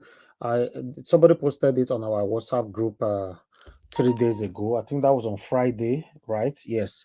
So Elvis, sorry. Yes, before you do that, am I allowed to go off, or is there any question or anything before I leave? I think you've said it all, sir. That's fine. Thank you very much, sir. Thank you. May God bless you, sir. Okay, Thank you, sir. Yes, sir. All right. Let me bring this one in quickly and let's take this together. That's the guy there. You don't record of it? See, I want to burn my certificate. I won't burn my certificate. I don't finish school now. 13 good years. In fact, it don't enter 14. So I swear to God, I have not used, and this is my NYC certificate. You see, now my NYC certificate with this. An original one. Now my original one with this, limited. Now the school I finished from with this. You see, that's my university. Now this is my primary school, Command Children's School. It's now Lungi Barracks. It was Gardiner School Barracks. My file for my, in fact, this is my jam, but it's useless. Why you want to burn your certificate? Why I want to burn them? See, 13 years and I swear, every job what I don't do, now job where I dey drag with people who no go school. So why you can't get, what's the essence of certificate? What I want burn now, I go burn everything now. No say, now job, because this country now, to get certificate be like waste of time. If you're in a certificate we get for this country, you won't travel out. They go, they tell you, say, you know, if you use the certificate, you go relearn something. So why you having this rubbish? Even to be president now, you feel for a certificate. This is it. Look at where. This is my NYC. See them. Record them. Now my NYC with this. Laminated. This one is my secondary school. My nobody certificate now back. Okay, this one is primary school. I no been at secondary school. Man, no been waiting. This is my. You don't know the day we work go come now. My brother, maybe we know all of us now, Maybe we know for the country. Now walk way illiterate they do, but we no go school. In the Bonamo. I never start. I don't want to make a fire catch.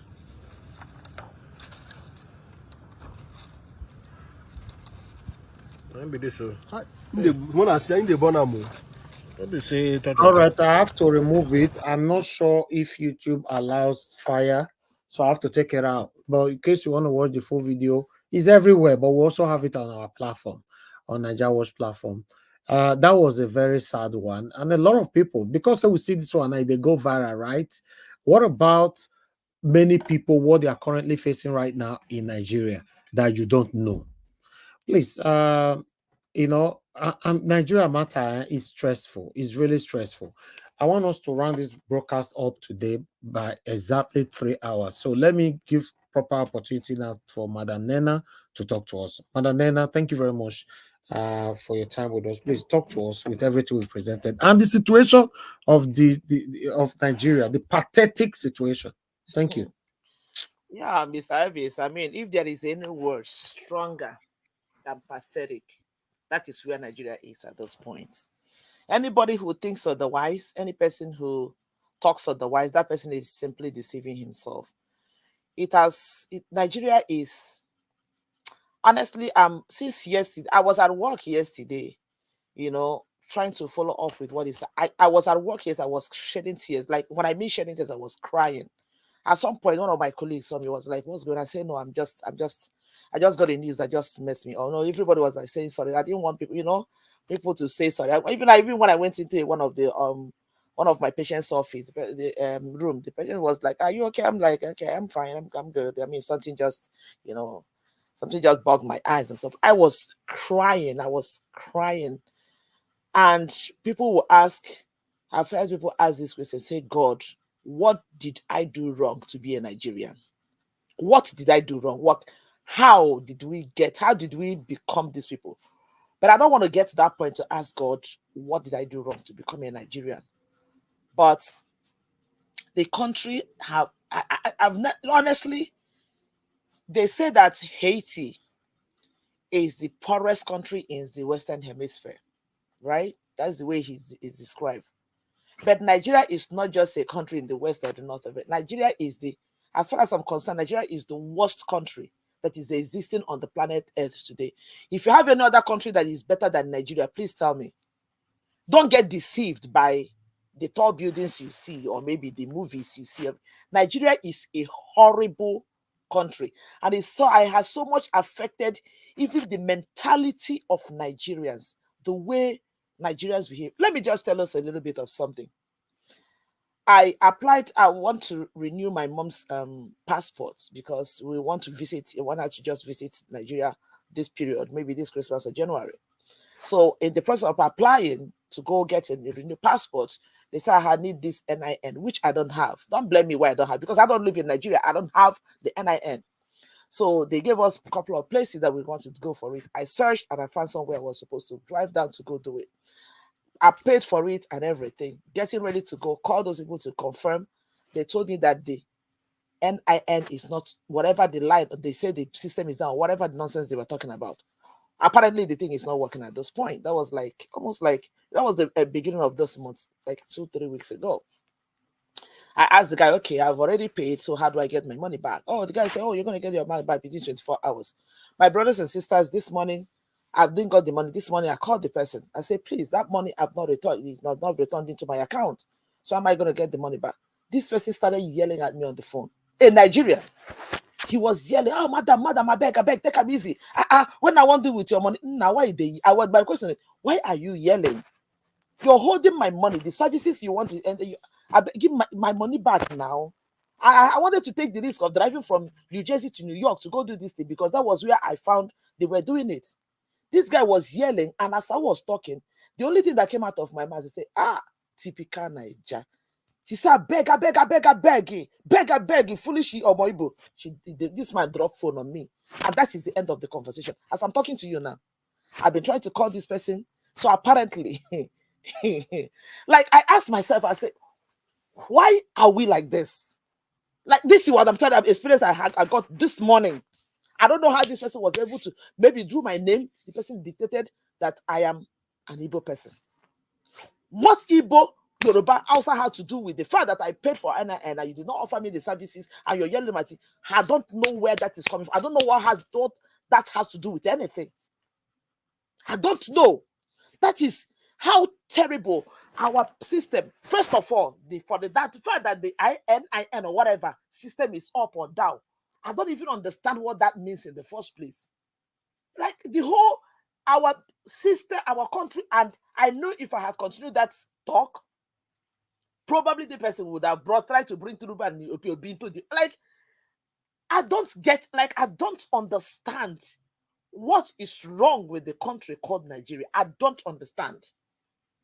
Every human being behaves as if, in fact, I think at this point in time, I will say that even animals act more organized than Nigerians. I'm not saying everybody. I'm not just saying, the way the society is now going. It's like animal kingdom. It's like there's a little bit of an organization. The country is so messed up. Everything is just going haywire. The country is sinking. And it's so sad. So sad that a lot of people still do not understand, still do not want to believe, still do not want to see it, still do not want to accept it, just because they are still stuck with this tribal religious mentality. People are so much still hooked to it that you can the madness in the country is so tangible that you can feel it, you can literally touch it. It is just crazy. The country is messed up. That's like so messed up to the point that somebody will tell you, you will do something with somebody in Nigeria. The person will tell you, I will do this and nothing will happen. Not be Nigeria will day. That is that language alone gets me on my skin. So if Nigeria will day, so what? That means it is so. Oh Lord have mercy. I don't know how to explain it. We're talking about election of only 3 states. Only 3 states election. Like I was saying before, I just out of curiosity, I just decided to, because I'm home today, I didn't work today. I decided to just log, I just typed RF. It didn't pop. I'm like, wait, this thing is working. I opened it and I was scrolling. I went to Imo State. I was scrolling. I said, make I see how Hope of them are managing the election of Imo State. And I was seeing these things. You will see, as I'm talking to you, I'm looking at some of them that I have, I'm like, what in the world happened? What is going on? If in fact there's one you see, there's one I'm looking at. I think this one is in Isi Alamba, Namozare. You look at when you see the APC column, you will see, I don't know if it was one that they had there, and then they decided to add extra one. I think because when they put the numbers, they put a dash in front and the back of it to block maybe somebody not adding anything. You will see it looks as if somebody the one, then it looks as if somebody added extra 2 ones to make it 101. I'm sorry, 111. And then you see the line that they crossed. The line is so it looks like M, but it, maybe I'll just forward what I'm saying to you. Like, it's just funny. It's just funny. And in this state, they will tell you the number is the number of accredited. Okay, let me just forward one of this one to you. The number of accredited voters are 133. And then in that city, in that particular place now, you will see number of votes 500 and something. Then out of that 500 and something, 470 something will go to AP. Like, I ask myself, is it not this same Hope Uzodinma that I know? That's Jesus, Lord have mercy. It's just I'm just saying just to this one to you. You see what I'm saying? You will see that most of the other columns, you know, the way they manipulate, the way they Jesus, Lord have mercy, God of heaven and earth. God, how did we get here? How do we get out of this place? And that still brings me to what I was saying about P2B. P2B is a gentleman. We can't take that nature out of him. And like somebody said, I think it was Mr. Haruna, Dr. Haruna that said it. These people, they talk, they know. P2B is in the system. He knows these people. I think P2B, for some reason also, that's what my own personal thought. He is trying, he is like one small this thing in the midst of, like in the lion's den. He knows the people he's dealing with. P2B is trying to be careful. He's trying to protect himself, and he's trying to protect a lot of, obedience. I think he's trying to be very, very mindful. If there is anybody or any people that needs to go out and do something to recover this country, it is Nigerians. At this point, it's not even about P2B anymore.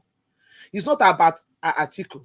It's not about anybody. It's not because the funny part of it is that people are waiting for Peter Obi to tell them to go on the street. Why would anybody? That is my problem. And I ask myself, is it just about people just being unnecessarily nonchalant? You can't wait. At this point, it's not about P2B. It is not about P2B.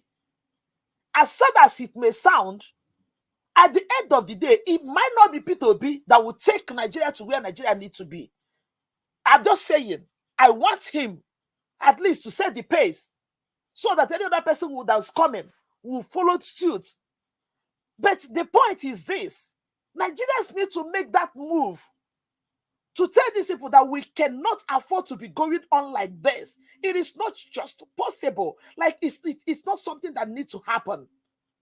It's not something that needs to happen. How can you even explain such a thing? How do you even explain what, I don't even know how anybody wants to, explain what's just happened over the weekend in the name of election. How do you even begin to explain it? That you come to a place, I say, they tell you that you have 133 accredited voters. And then out of that 100 accredited voters, you're seeing 536 votes. Out of the 536, 509 went to APC. How is that even possible? What kind of math is that? What kind of mathematics is that? Then LP got 8, PDP got 7, ABGA got 2. Like, how does that even happen? How? And somebody will see this thing and conclude that this person won the election. How? Like, how did we get here? How did we come to this point where a country where absolutely nothing is working? When we say nothing is working, nothing is working. Nothing is working in the country. Nothing is working. Light is not working. Even though when they talk, I don't know how many ones that know that even before this election, they said almost everywhere in Owerri there was no light for almost like 1 week. This man intentionally threw the city into darkness. I call somebody in Owerri. This man intentionally threw the whole of Owerri into darkness. Hope was a renowned, known 419er. Not just a 419er, somebody who takes people like they are just grass. If you're causing grass, even the guy he's married to, I know that guy's story. Are you for? And again, I asked myself. I saw Labour Party chairman, in Imo State on national TV. You want to tell me that if it's in a country like this, first of all, leave the election aside. This is pure assault. People don't go to jail for assault in Nigeria. People are standing there looking for a full-grown man being beaten as if he's a common criminal. Why? And today, all those people that did those things, they are there. They are walking free. Nothing has happened to them. And somebody is telling me that this is a country. And somebody is telling me that this is a place that human beings live. Somebody is telling me that this is a place that human beings are living. How does that even happen? How is that even possible that this is a country? And you will talk. People are telling you, why are you talking? Why are you making noise? Somebody may have the guts to say, why is Rufai angry? Is it because LP? Rufai does not have any interest in LP governor in Imo State. Rufai is not from Imo State. Rufai is talking because he has conscience. We are talking because we have conscience. Like Mr. Elvis will say, we are not asking for 50% of what America has, because just give us 20%. Give us 20%. We are good with it. This country that I'm sitting as I'm talking to you now, we are getting ready to go into winter. Every winter period, everybody that lives in the US, I don't know how it is in other states, but that's how it is in the state where I am. As we are getting to winter, they are scraping the road, preparing it for winter. You will not see flag off. You will not see ceremony say the work road. You will just wake up today, they put the toll. Where is it? They are preparing the road for winter because the weather is harsh. By the time winter is over, they are scraping the same road, preparing it for summer, because the kind of road you apply on winter, when you apply it on summer, when there is heat, it's going to burn your tire. I'm talking about constructing the road around the clock according to weather. We are not even asking for that. Just give us one that is good. Not the one they will use black paint to put. Water go pour, you will see Kotago, they peel off. Are you kidding me? What is that thing that is in Nigeria that will make somebody to comfortably, an average man on the street of Nigeria will comfortably be, singing the praises of these people? Nigeria have turned to a place of like a marketplace is even more organized. People make a joke out of nonsense. People make comments out of nonsense. I saw the senseless one that FFK was right. He puts up a picture of where Tinubu tie rapper, where they're like person where they do ritual. They were somewhere. He was saying, look at it, look at them. It's good for brothers to fraternize together. Obedience, noga. What has obedient people got to do with that? Tinubu went to Saudi. At the end of the day, my brothers and sisters, they saw the way they go. When I see the disgrace where Saudi give them. Tinubu day Saudi Arabia cancel flights, cancel a visa for more than 200 Nigerians. He was still in Saudi. That would tell you that they don't even have no regards for you. Are you kidding? And somebody is bragging about it. Look at this one in a state where, in a town where they have 400 accredited voters. In that party, in that place, the total votes came out to be 540. Out of the 540, 510 is APC. But accredited voters are 400. How does that even add up? How? LP got 15, PDP got 5. How does that even add up? My brothers, I don't know. Honestly speaking, I am trying to look for something to hold on to hope for this country. But honestly speaking, I have I don't with what is on ground now. Nigeria is irredeemable. Nigeria is irredeemable. What these people want to do is to have a one-party system. If these people stays in power, I said it before, both House of Reps, Senate, like governor, you will not see any single party, other party win election in Nigeria in 2027 or whatever they call it. With the way these people are going, haba now. This is not right. This is not right. This is not right. And it's the era for everybody to say, if people are sitting and waiting for P2B, we're gonna sit there wait for P2B. Wait for P2B to come and do what exactly?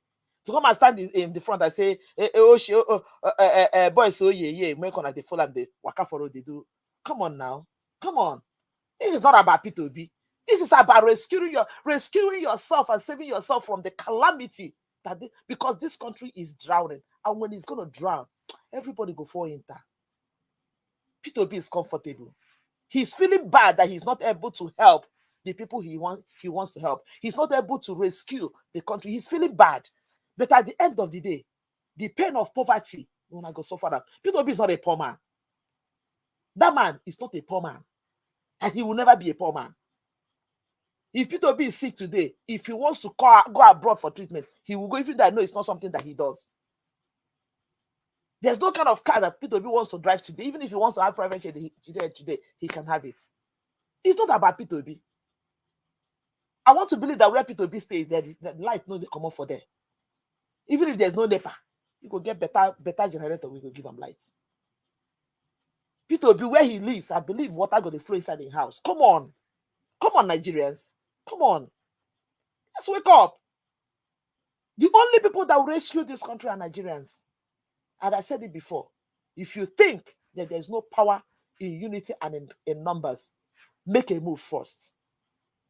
Make a move first. Make a move first. But if everybody keep folding their arms, waiting for a miracle to happen, hey, miracle no go happen, no. Miracle no go happen at all. You see this miracle, it no go happen, no. You know, see now, all the babalawos, all the pastors, all the imams, everybody don't shut up.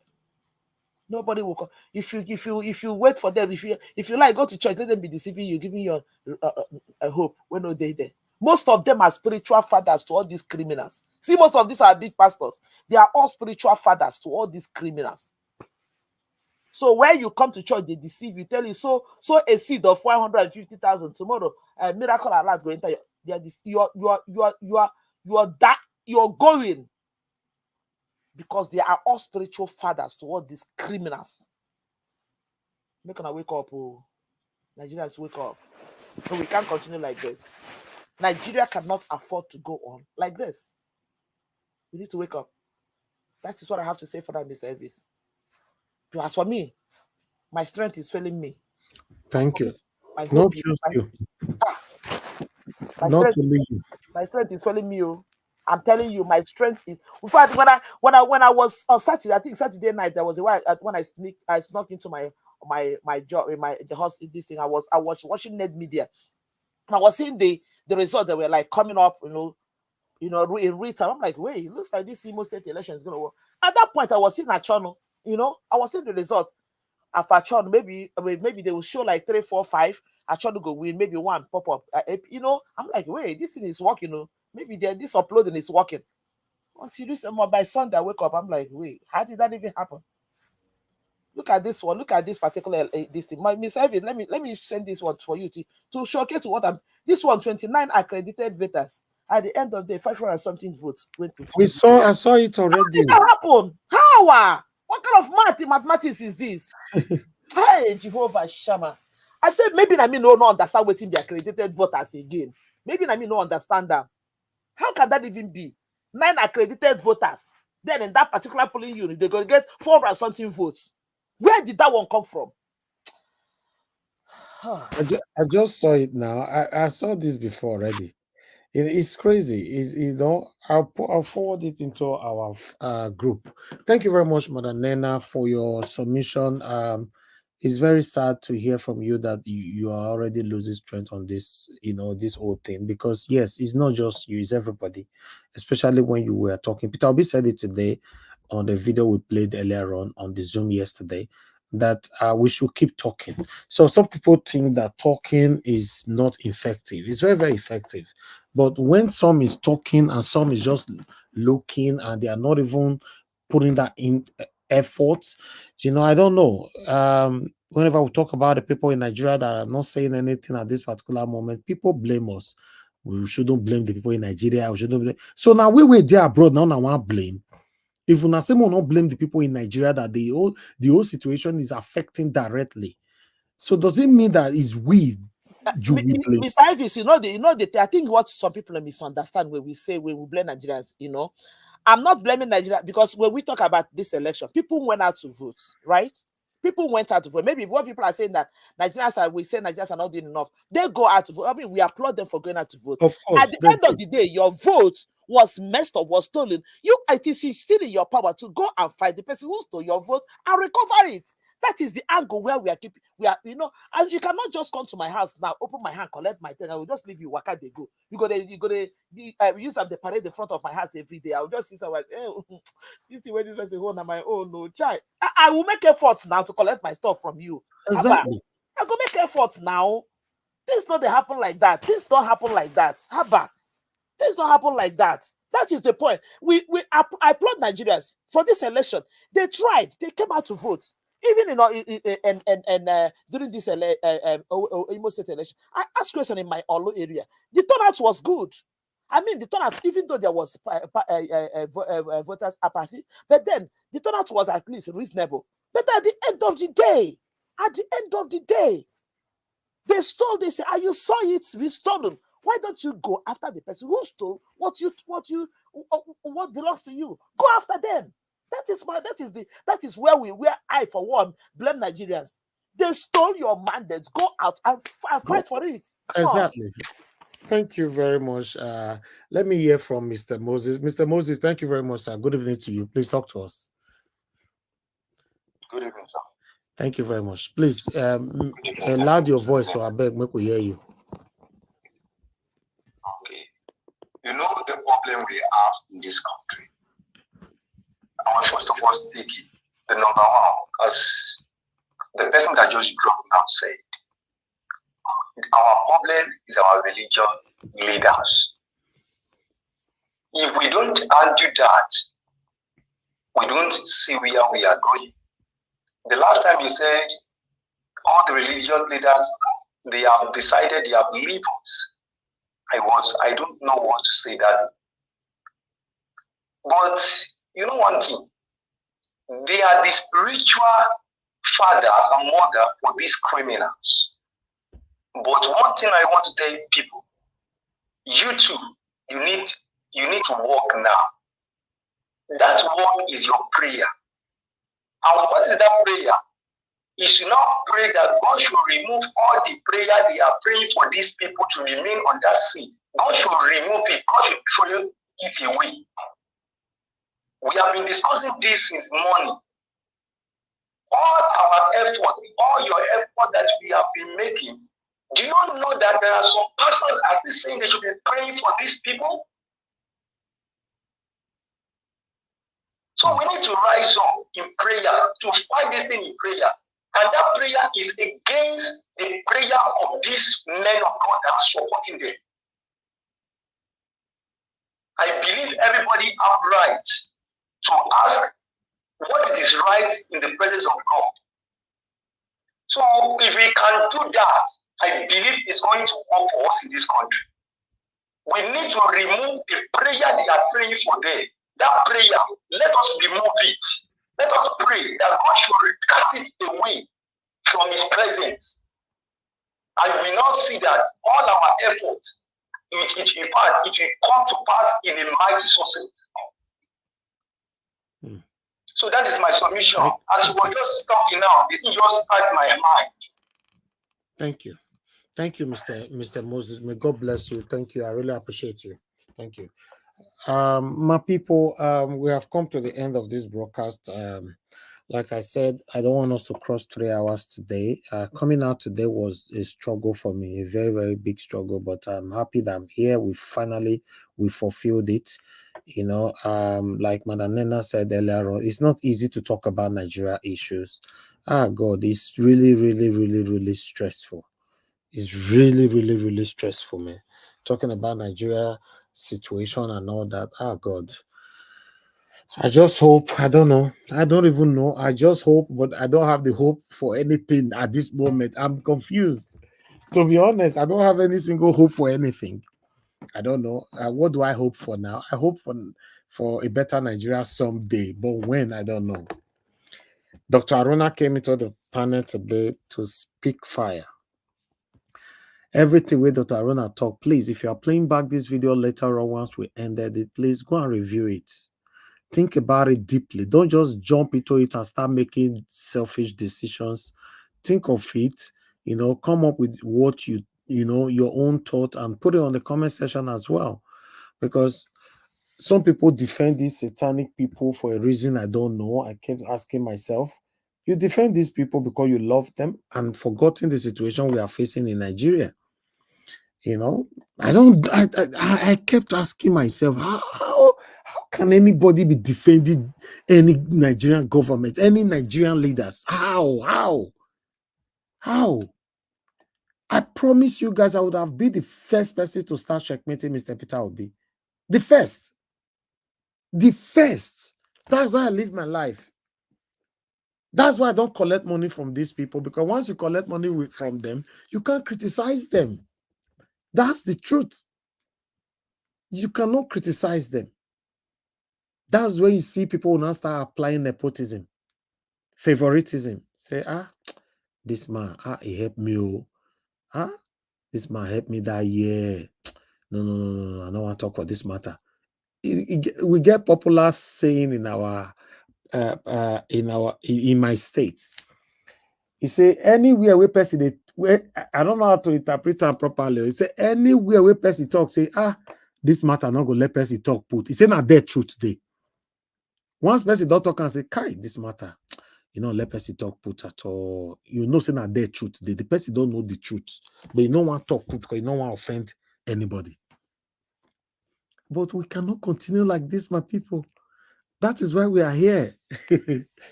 To be honest, that's why we are here. In my presence the other day, my neighbor testified against his closest friend in our hood in the UK. He testified. I was surprised. I was like, what? He said, that's how it really be. As they are two players, they are still best friends. But he tell police say, yes, I saw, I know what talk with it they do. Say, see how we doing. I was looking, I said, because the person want a better country. Mr. Elvis, you're talking about friend here. Picky go do something, mama. Mama once mama find out, my mama go carry and go give Olokpa say, see, now you do am. Mama go carry and go.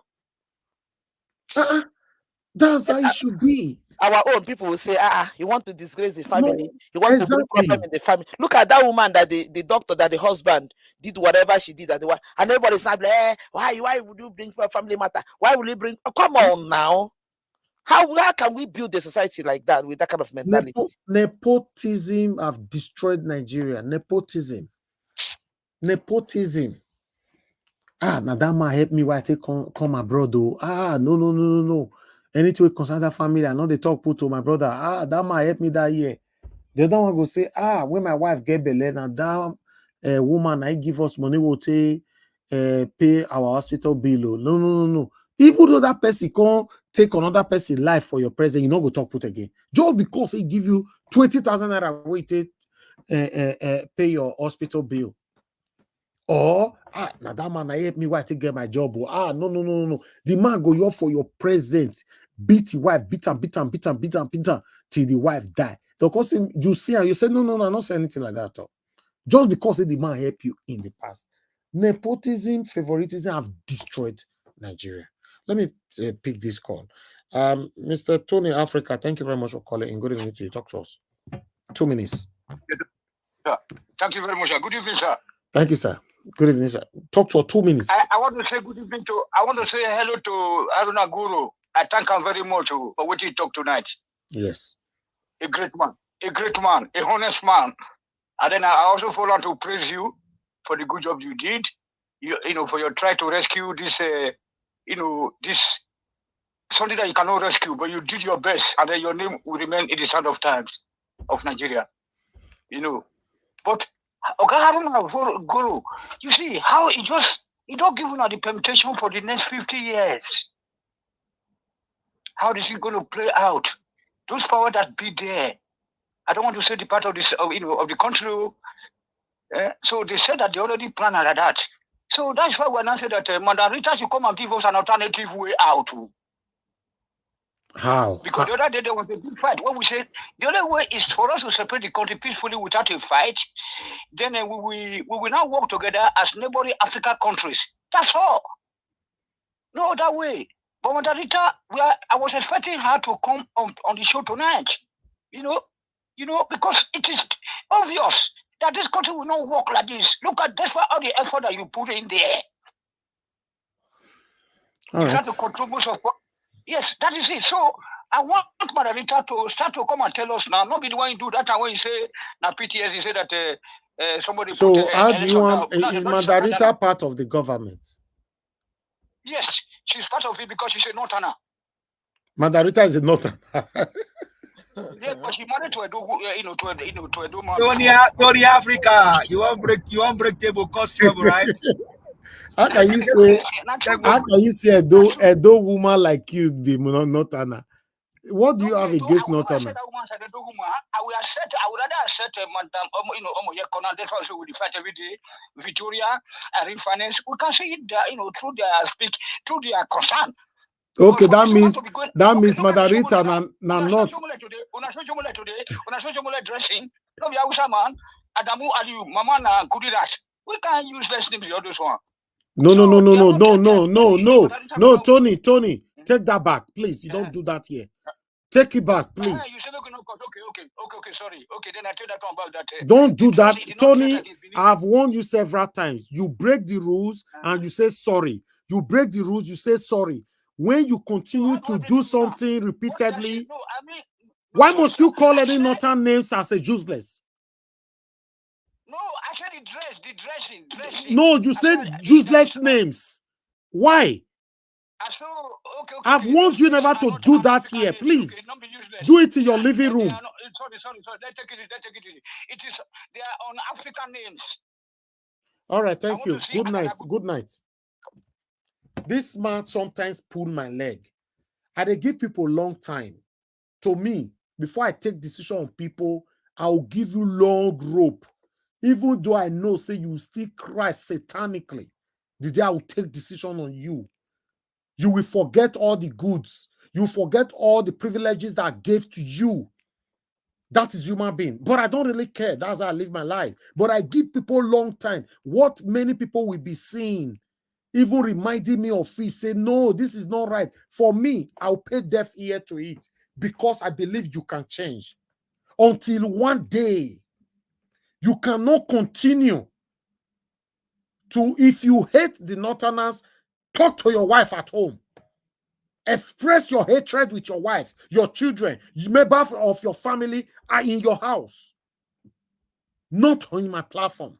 I've said it so many times. My people, all of them are the year. The day I will take decision. Now, some of them go say, Nigeria, your body hot. You for your take them easy. Because this man have been doing this repeatedly.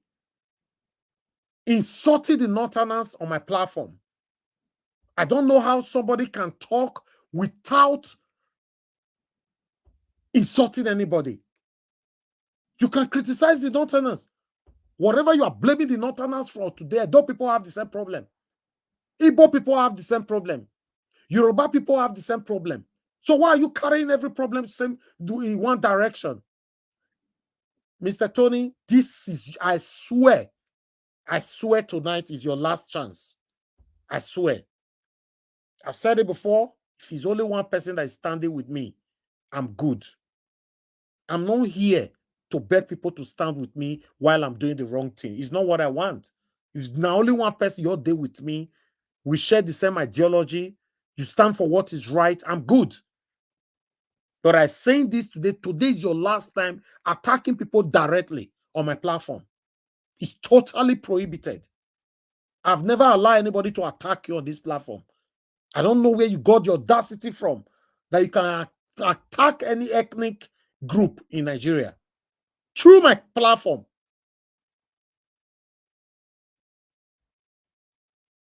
How can you be talking out of shadow all the time?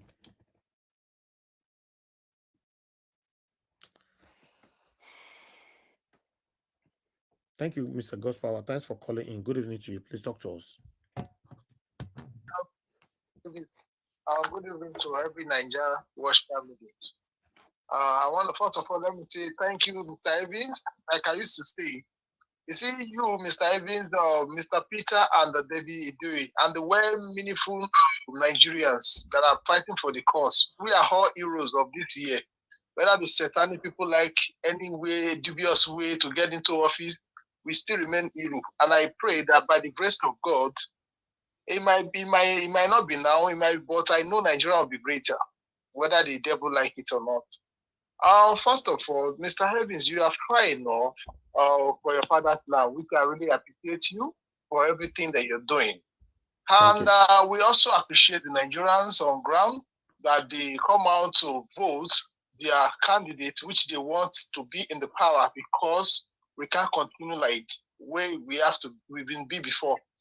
But, you know, it's not over. Nigerians on the ground are supposed to be the one not to fold their hands, because, you see, the way this thing is going, it's like, you know, when we are saying Nigerian is gone, not that we just want or wish Nigerian to be like that. It's as if the way everything is going now, it's like maybe the poor matter on the people on the ground, havoc is going on. We are not saying that anybody should go like violence. Everywhere just they calm. That is the sobering part of it. As in like make the thing they go like that. That's the annoying part of it. Because people on this space, we are trying our possible, because it's not really easy for somebody to be coming on social media every day, clamoring for a better government. Mr. Elvis, if nobody prays you, me, I personally praise you, now man you be. It's not easy. It's not easy. So right now, what I want to say again, you see, what we need now is love.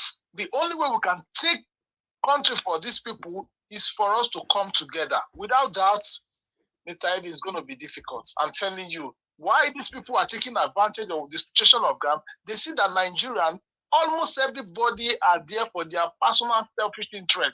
And that is why this thing will not be able to start. I could remember in those days, during the military era, when these satanic people and the military, you know, they are in dictatorship, Nigerians stood up and people dropped their religions, people dropped their tribe, people dropped their ethnicity. We faced on one. I could still remember Babangida must go. That time, you see that Nigeria had won from the west to south, from the south, and we all achieved that aim. But today, that we have civilian in the power, and I know that those civilians are the same military people that they are putting on Agbada, but they are still the military people, allegedly, that they come in form of civilian. But now Nigeria is divided. That's why they could be able to grow with this their wickedness and this their continuing, inflicting pains on Nigerians. Until Nigerians come together and say enough is enough, it's going to be a difficult. But I pray that Nigeria will be great by the grace of God. Thank you. Thank you very much, my brother. God bless you. Thank you. All right, let's have a final submission now so that we can round up the show. Give us a mandate. Thank you very much, my brother, for your time with us. Please give us your final submission. Make we close. Make we go us. Thank you very much, Mr. Elvis. What I'm going to say at this time, Mr. Tony, if you're listening to us tonight, you can call back into the show. One, apologize, and then two, there won't be a need for you to always want to do this to Mr. Elvis. Doing this, please. To Nigerians, I think Dr. Haruna Agoro said it all, and I'm throwing that line. Hopefully, Nigerians will stand up and take their country back, because it is now clear to us that these satanic people, they are not able to do anything for the country. I don't know, but you everybody's entitled to their own opinion. For me, I don't see anything good coming from these people. Thank you very much, Mr. Elvis, for all that you've done. We appreciate you. Thank you so much. Thank you. God bless you, my brother. Good night. I appreciate you always as well. Thank you, Madam Nena. Please give us your final submission. Let's round up. Okay, Madam Nena is not available anymore. All right. I appreciate every one of you, my people. Everybody have left already. Thank you very much for your time with us, my wonderful people. I appreciate you all. Let's continue to stand for what is right and do the right thing. You know, Nigeria issue is really, really stressful, to be Sorry, honest. I'm Mr. Davis. Did you call me? Yes, I was. I Oh, did. sorry, I was on the phone. Oh my God, just called. I was on the phone. I'm so sorry. Okay, give us your final submission. Thank you. Mr. Davis, waiting again. I want to talk. I don't tire. Just say bye bye, everybody. I'm tired. God, bye bye, my Mr. Davis. God bless you. we go still they do our best to talk, honestly. But honestly speaking, like you said, I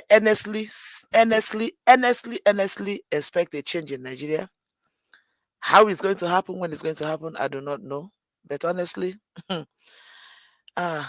country. In fact, my husband is what that just called me now. He was just telling me about a colleague of his. I was just telling him that somewhere around Lagos, I don't know the part of Lagos, that they just kidnapped a whole family. They kidnapped the whole family, right? Then drop the two little children inside the bush, carry the couple. They are demanding for 100 million naira ransom. That is what my husband. He was when I was on the phone with him when you were calling me. That is a country, country where we live. That country is finished. That country is gone. If nothing changes, and the most annoying part of Nigeria is not just about what the politicians are doing, but the mindset of an average Nigerian is the one that is spending me. The mindset of most of these people that are supporting Tinubu, that we no even see food chop, no see light for their house, no see nothing. People that are still thinking of how they are going to find the next meal. The people that still find out how to see their next meal, and you still see them supporting these people with their full chest. With their full chest. That one is now that is the one that really paid me the most. And I ask myself, at what point will you people join your voice to say, we thought this thing was going to work. We thought this man has something to offer, but we don't. At what point? You see that some people still come on YouTube and on X and this thing and be talking. Hey, why they always talking about people who don't want to cry? Make I bring bucket on our tears go full. Not be my own tear go full. Everybody go collect breakfast, lunch, and dinner. Everybody go collect too. Thank you very much, Madam Nena. Yes, everybody will collect that. You know, it's already affecting every one of us. So what are we saying? As long as you are in Nigeria, it's affecting everybody directly or indirectly. So hopefully, like I said, hopefully Nigeria will be better one day. So but I don't know when. I can't promise you when, but somehow someday Nigeria will be better. All we are asking for is a better Nigeria, nothing else, and it's not too much to ask for. It's just that these people just choose to be wicked and do what they are doing, and it's very, very sad. Hopefully, Nigeria will be better one day. I can see that Oriyomi Abdul, you said you've asked to join the WhatsApp group for so long, and nobody responded to you. I'm not sure I've ever received your message. Please try to send another message again. Just put your name and say, please add me to the WhatsApp group. Then I will add you. You know, I will apologize for that if you can still hear me, because I got your message earlier on. So I needed to respond to that. You know, meanwhile, everybody that came to the panel today, I want to appreciate every one of you. May God bless you all. Thank you for your time. Those of you that could not come to the panel today, I really do understand. It's not easy. It's not easy to continue to have, live this kind of, I don't know, be repetitive with what we're talking about every day is somehow, man.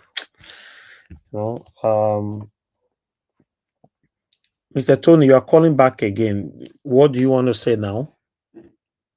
I know, I just listened to my brother there, who was married. So I didn't mean bad, sorry, I didn't mean bad. I was really just to say that the names are not our names. Okay, so I'm sorry for that. Okay, but you see that I did praise I did thank Aruna Guru for the for submission tonight by directing us on like it just threw some cards for us to play. Those cards what we play those days, all those word cards that which way out. That's what we have to be looking for. What is our plan B? So anyway, like I said that through peaceful separation and then working together as African neighbors. I think that's not a bad something, sir. So I'm very sorry, Oga, if I keep offending you, like due to my way, but it's just my way of life. I'm a Scorpio like yourself. It cannot be a way of anybody's life for you to be insulting people. You cannot be insulting anybody. You cannot insult any ethnic group. If you are accusing them of something different from you insulting them, is wrong. Singling people out from the comment section, insulting them all the time, directly, indirectly. Miss Ivis, I'm very glad you're breaking it. That this Mr. Tony, I don't know who he is, but that man seems to be somebody. Look, I always try to hold myself from insulting that man because that man is someone that knows how to insult people. Madanena is fond of doing this. The people came out to vote, and then it's like somebody take your car on the way as an armed robber. You have to go to the police. But all these institutions are not in place for them to go to. And then now you are still asking those people to still go to the pursue this armed robber. Is that not a suicide mission? But how is that your business? It's our opinion. You give your opinion and leave other people's submission alone. That's what you must learn. Okay. Give your own and leave people alone to be free to give their submission, without any hindrances. All right, sir. I'm very Thank sorry. You. But anyway, that is just my way. I'm a original Scorpio, born 26th October. I'm a crazy guy. But Thank I'm you. Very nice. Thank you, Mr. Tony. All right, my people, I appreciate you all. Like I said, this is the end of the broadcast. I just want everybody to help us to share this broadcast. If you know, so you don't like, we didn't monitor all these things today at all. I don't know. I did ask for like. People liked by themselves. May God bless you all. We have 251 likes. I wish we can take that one to 300 because I know so many people don't like because I not asked for. But nevertheless, I appreciate you all. You guys are always doing that. So tomorrow is another wonderful day by God's grace.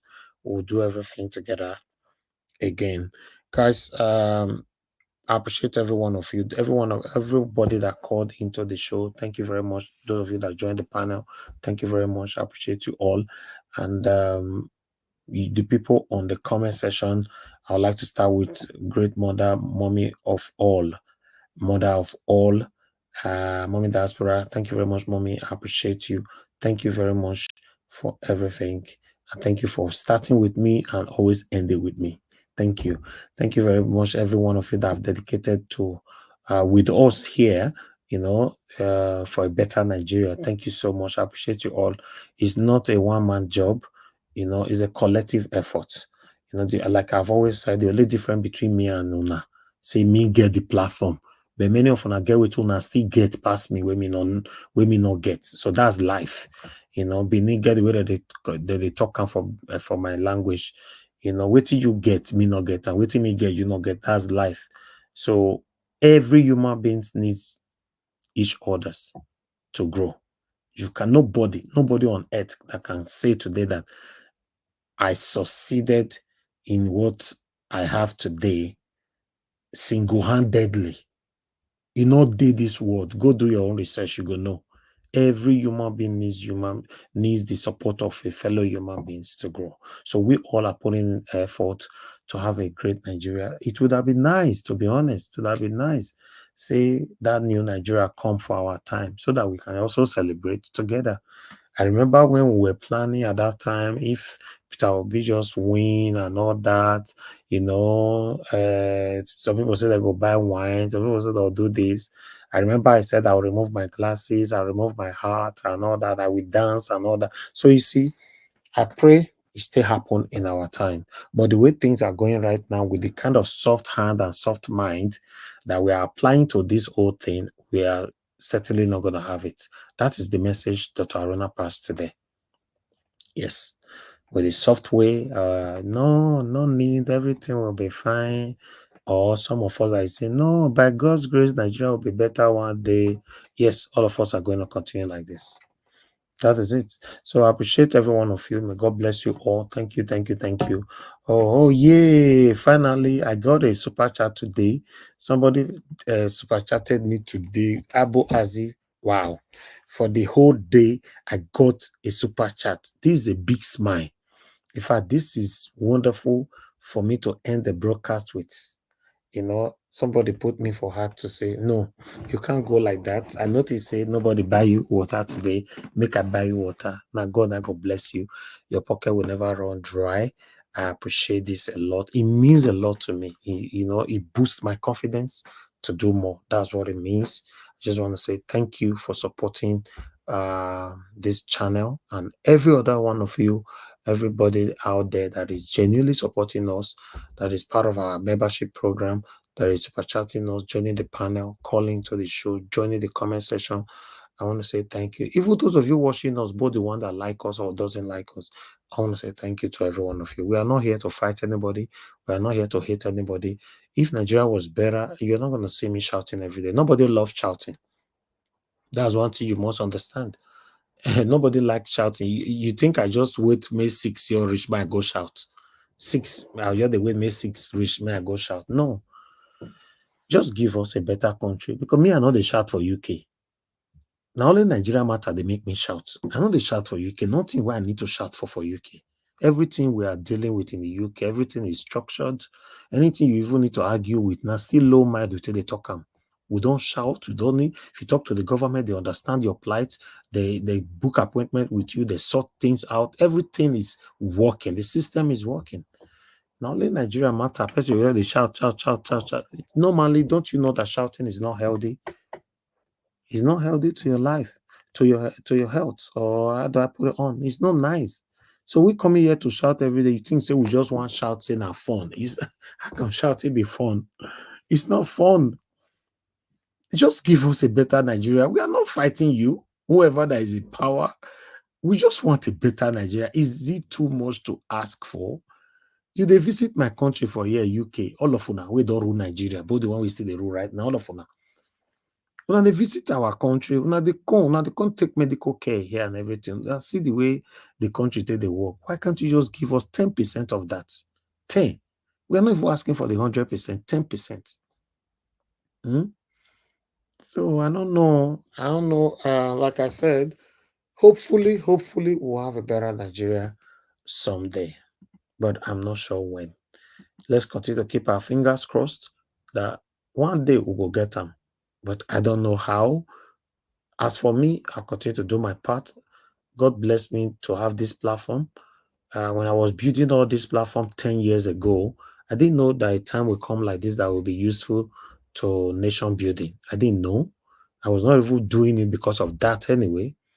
You know, when I was studying film and media in the university in the UK, I was not doing all that because of this. But things happen. That's life. Many of you listening to me right now, you have planned something in life before, and at the end of the day, your plan will not work. God will change the plan, right? It happens. That's life, you know. And the most scary part of all, that be death. That death is inevitable. So any human being that knows that you will not live forever, one day you will die, then why do you choose to support what is wrong? You will know a leader that is wrong, you will force that leader on us just because you love the leader, or there's one or two things you are gaining from the leader. You know, I'm the only man amongst many people on social media. I cannot say I'm the only man. I'm one of the few, if there's any, that I've never ever collected money from politicians before in my entire life.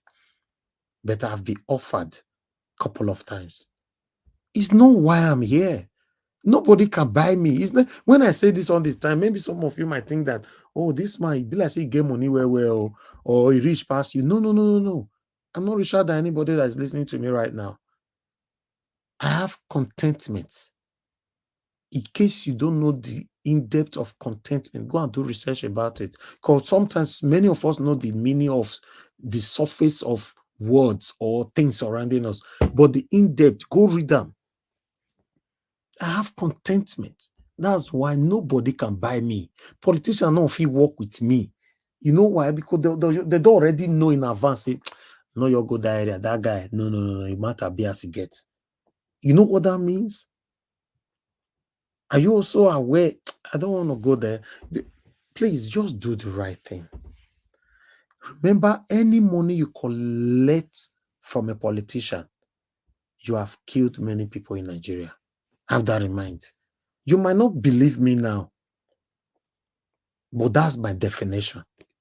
That is my understanding. Any money you collect from a politician, you have murdered somebody.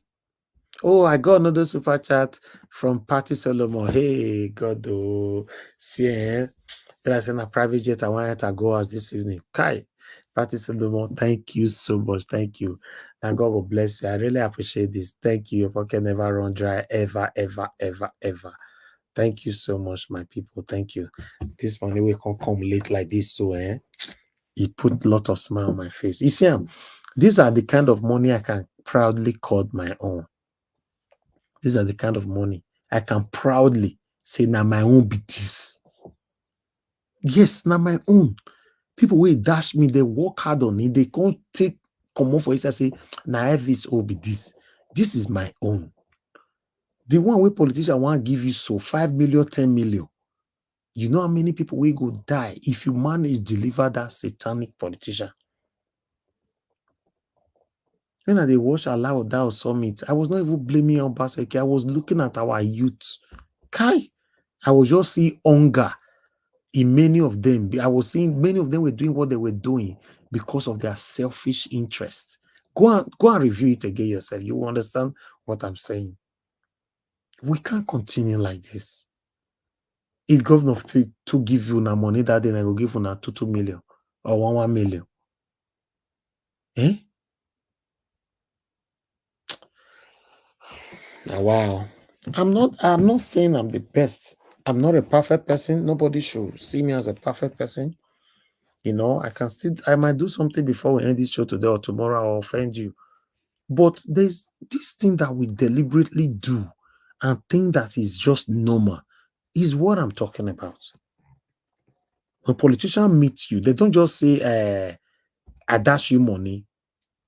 It's going to be negotiation, right? Hello, we want you to do this for us. This is what we're going to pay you. You will say, no, this is what I want you to pay me, but I can do the job. Finish. That is deliberate. That is deliberate. If you walk for street, somebody come meet you, slap you, and you slap him back and beat him anyhow, you don't go prison. For UK, you don't go prison. But what about if somebody slap you? Then you don't go house. You go carry knife. You can't come meet the person again. You can't use the knife to fight him. My brothers and sisters, in prison, you go die put. So we know these things. You cannot continue to do something and say it was a mistake. It's not a mistake. Mistake normally shouldn't be more than 3 times. Mistake, a maximum of mistake should be 3 times. After then, you should be punished. You should be penalized.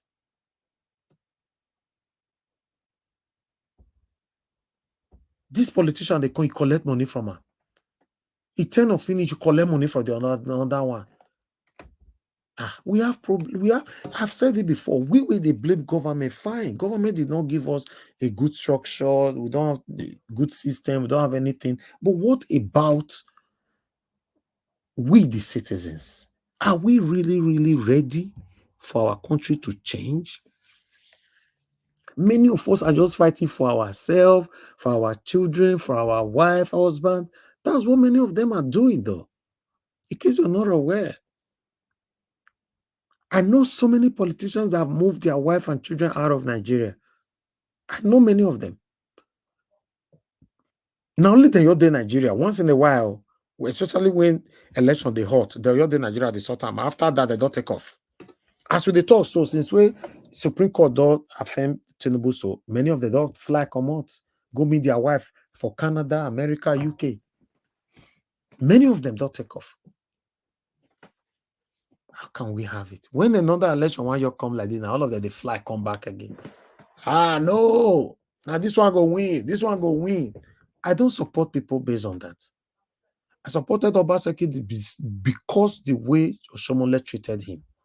And I believe that's what motivated lots of people to support him at that time. It's not that Obaseki came to me to say, oh, this is what I want to pay you. Do this for me with your platform. No. The way Obaseki treated him, nobody was happy about it. That was oppression, intimidation. He oppressed him. And everybody said, no, no, no, no, no, no. That was it. After he don't win, I started checkmating him. Many of you left the platform. You left my platform. Said, no, this boy is a bad person. How am I a bad person? Calling my governor out? No, that is not enough for you to judge anybody bad.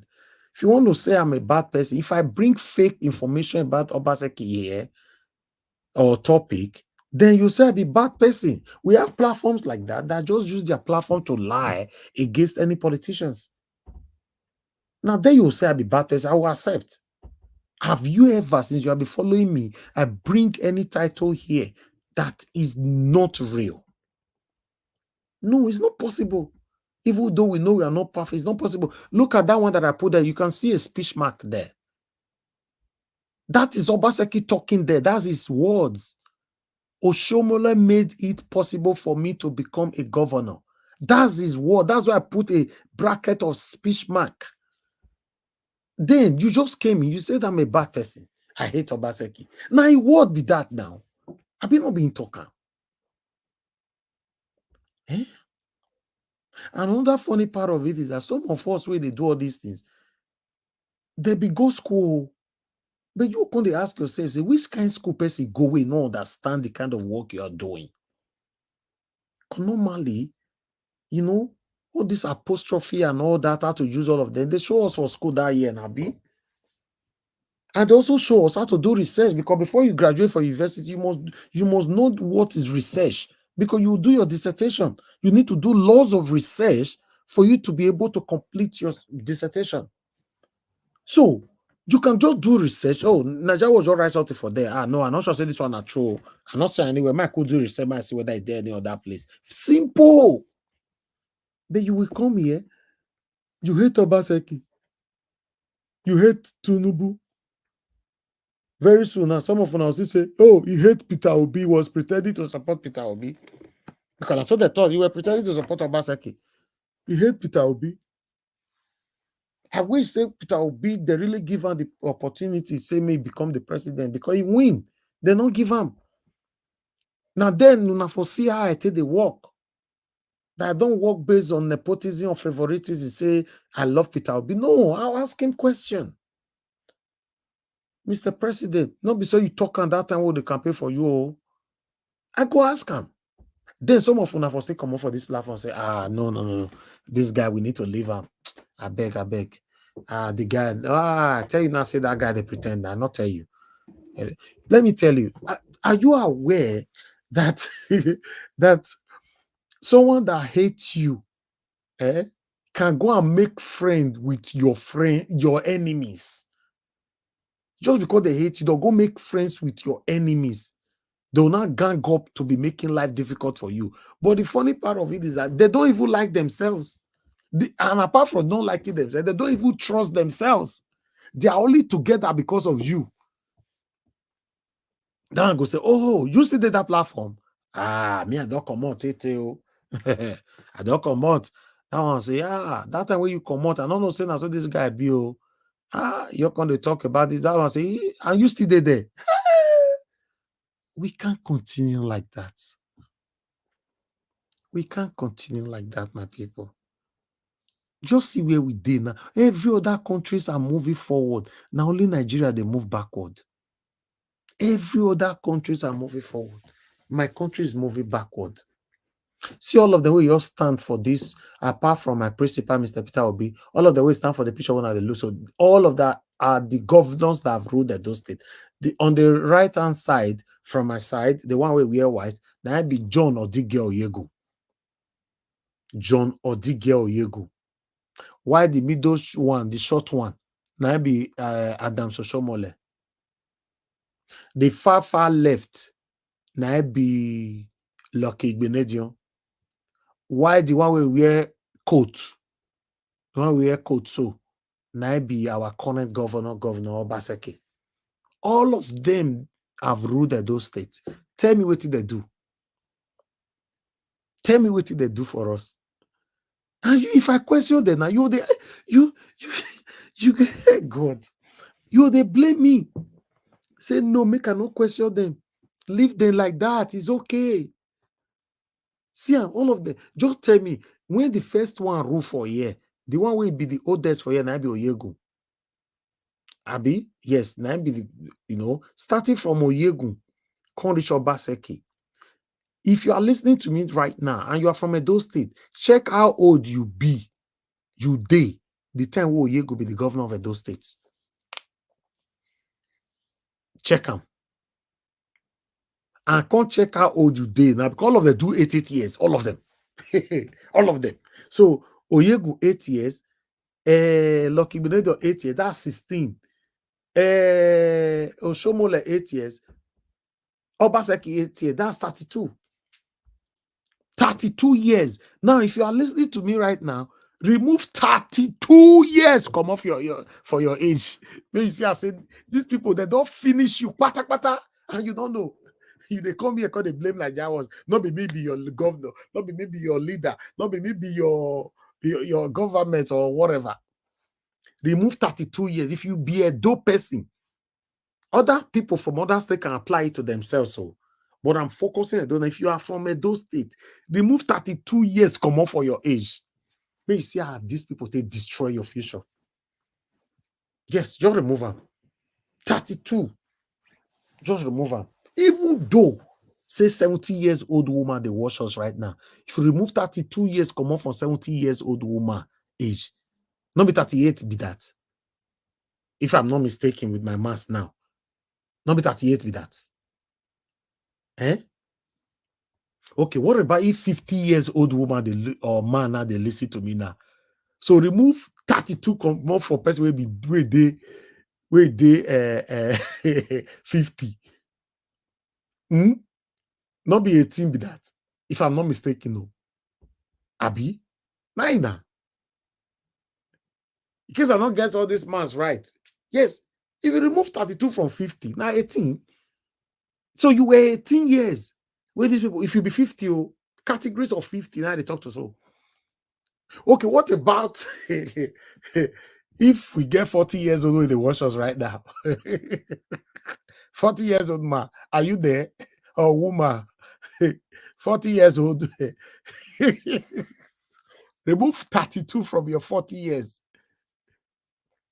You were 8 years with these satanic people where your stance, all of them, so all of them start to rule you. You were 8 years, right? Okay, let's go to if we have a 30 years old person with the watch us now, they never even bore you. See when these people decide your future. Kai, Jesus. And the funny part of it that they are best of friends. These guys are friends. They love themselves. They dine together. They brag their billions together. While you and I insult each other's. We are divided. We hate ourselves. Why these people love themselves? You see the difference?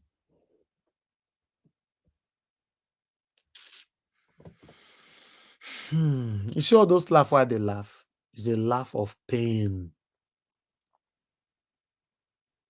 I'm telling you, laugh of pain. These people will just stand for them and they don't rule like those states for 32 years. My state still look like village till tomorrow. That service, honestly, what you see what you're saying now, is what I would say that gives people what is called sober reflection. Because sometimes people don't really take time to think about it. You know what you're saying. There was a time I sat down, I was just thinking about this whole thing. I started remembering, I started remembering when I was, let me just say from the time I was in elementary school, how the place, Aba, I grew up in Aba, how Aba was when I was in elementary school, right? I came to think of, the last time I went to Nigeria last year, I went to Aba, I could not believe that it was the Aba that I left. I'm like, what in the world? Aba was a pathetic place, very pathetic. Aba was horrible. I couldn't even, like, I went to the place I grew up, I went to my second, I'm like, oh my, what is going on here? What is going on here? And this is a state that have been having governors who are billionaires, governors, someone like Hope, what's his name? Ojos Okalo then came, ruled Aba for many years. In fact, if you walk on the street of Afi, if you see any old pipe bomb water, it's not that it's running, but it's just standing. That was the one that what is his name? Simon Bakwe.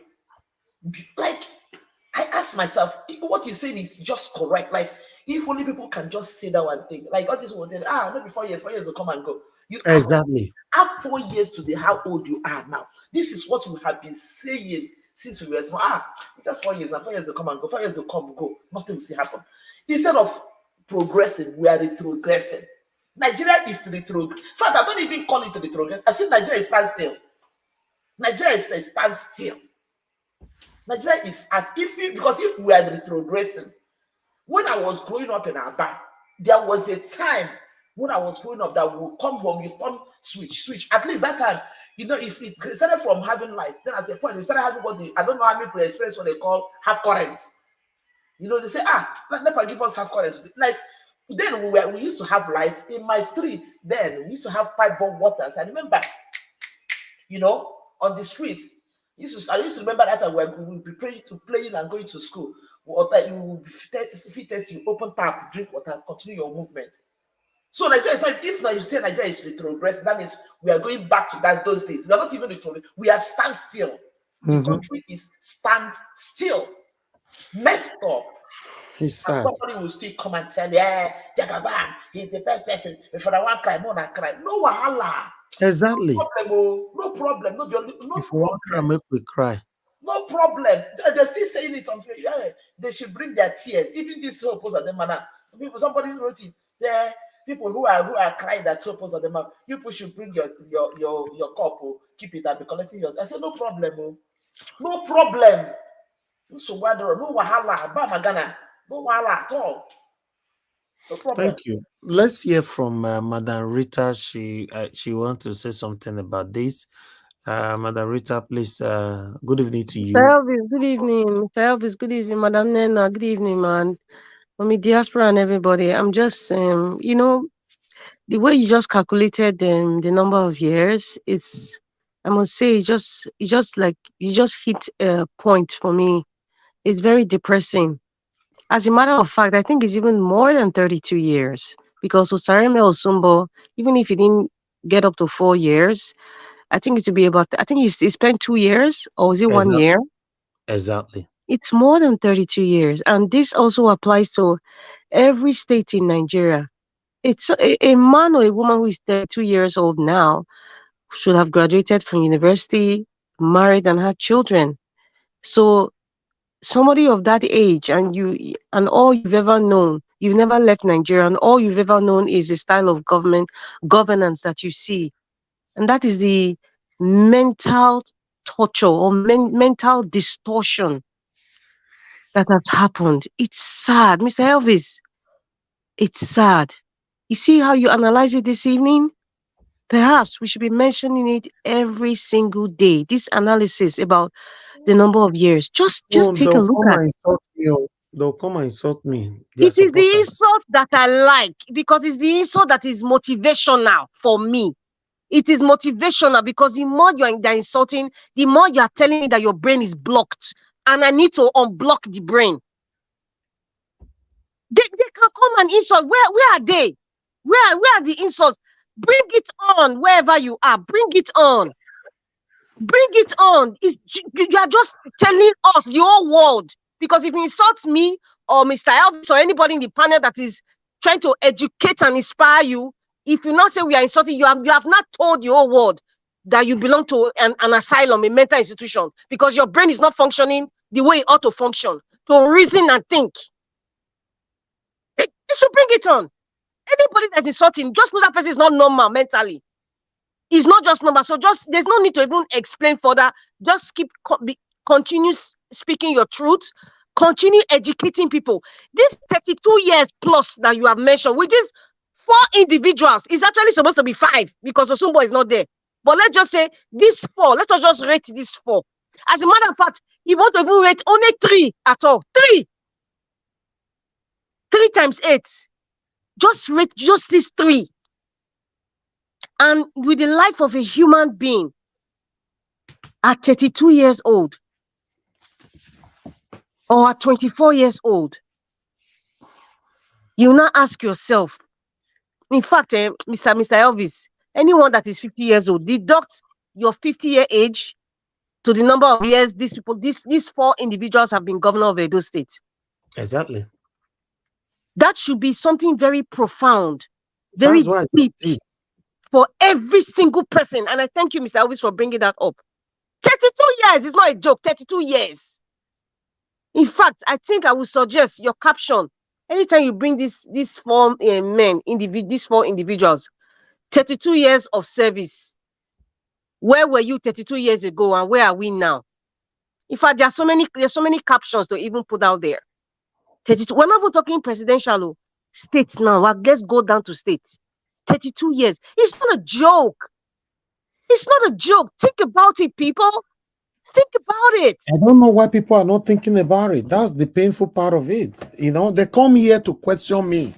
No, you hate Obaseki. Mr. Elvis, that question is good. Is it about Obaseki now or about us? Mr. Elvis, let them bring it on. In fact, I'm announcing public announcement. Bring it on. Bring on your stupidity. I know there's no insult in this, but stupidity is the only way to describe somebody who is thinking that the entities that are serving them are serving them well. That is sheer stupidity. I don't know another adjective to describe that. Perhaps it's Alex Izzy or Madam Nena or anybody who is an erudite scholar in describing somebody who cannot reason properly, and you become repetitive, explaining. That's stupidity. It's not an insult, it's a fact. That's the only description I can put, Mr. Elvis. It's not an insult, that's the only description. I can't pick it. If I pick any other description, it will be an insult. That's sheer stupidity. Mr. Elvis is trying to teach people how to ask questions, what your rights are. You are saying hate. Now you want to carry wahala like bicycles, that's your own. The onus is on you. Bring it on. Bring on the so-called hate, because that hate is not hate. It's stupidity, Mr. Elvis. It is not. I won't define those kinds of insult as hate. It's stupidity. Because at 32 years, if you feel that the roads where you are living, your father's house, it ought to be like that for the past 32 years, or the fact that you are living by borehole, or you are going to go and meet Mama or Sareme to be collecting water every day, or you are sharing, or you don't have electricity every day. If you feel that we hate these people, while we are questioning why things cannot be better for 32 years, then you are stupid. That's just the only way I can explain it. 32 years is not a joke, people. It is not a joke. Where were you 32 years ago? And where are you now? Where was Edo State 32 years ago? And where is Edo State now? How was the street of where your father's house was built? How was the street 32 years ago? And how is that street now? How is Ring Road 32 years ago? And how is Ring Road now? How is Ikpoba Hill 32 years ago? And how is it now? How is GRA 32 years ago? And how is it now? How are the markets 32 years ago? And how are the markets now?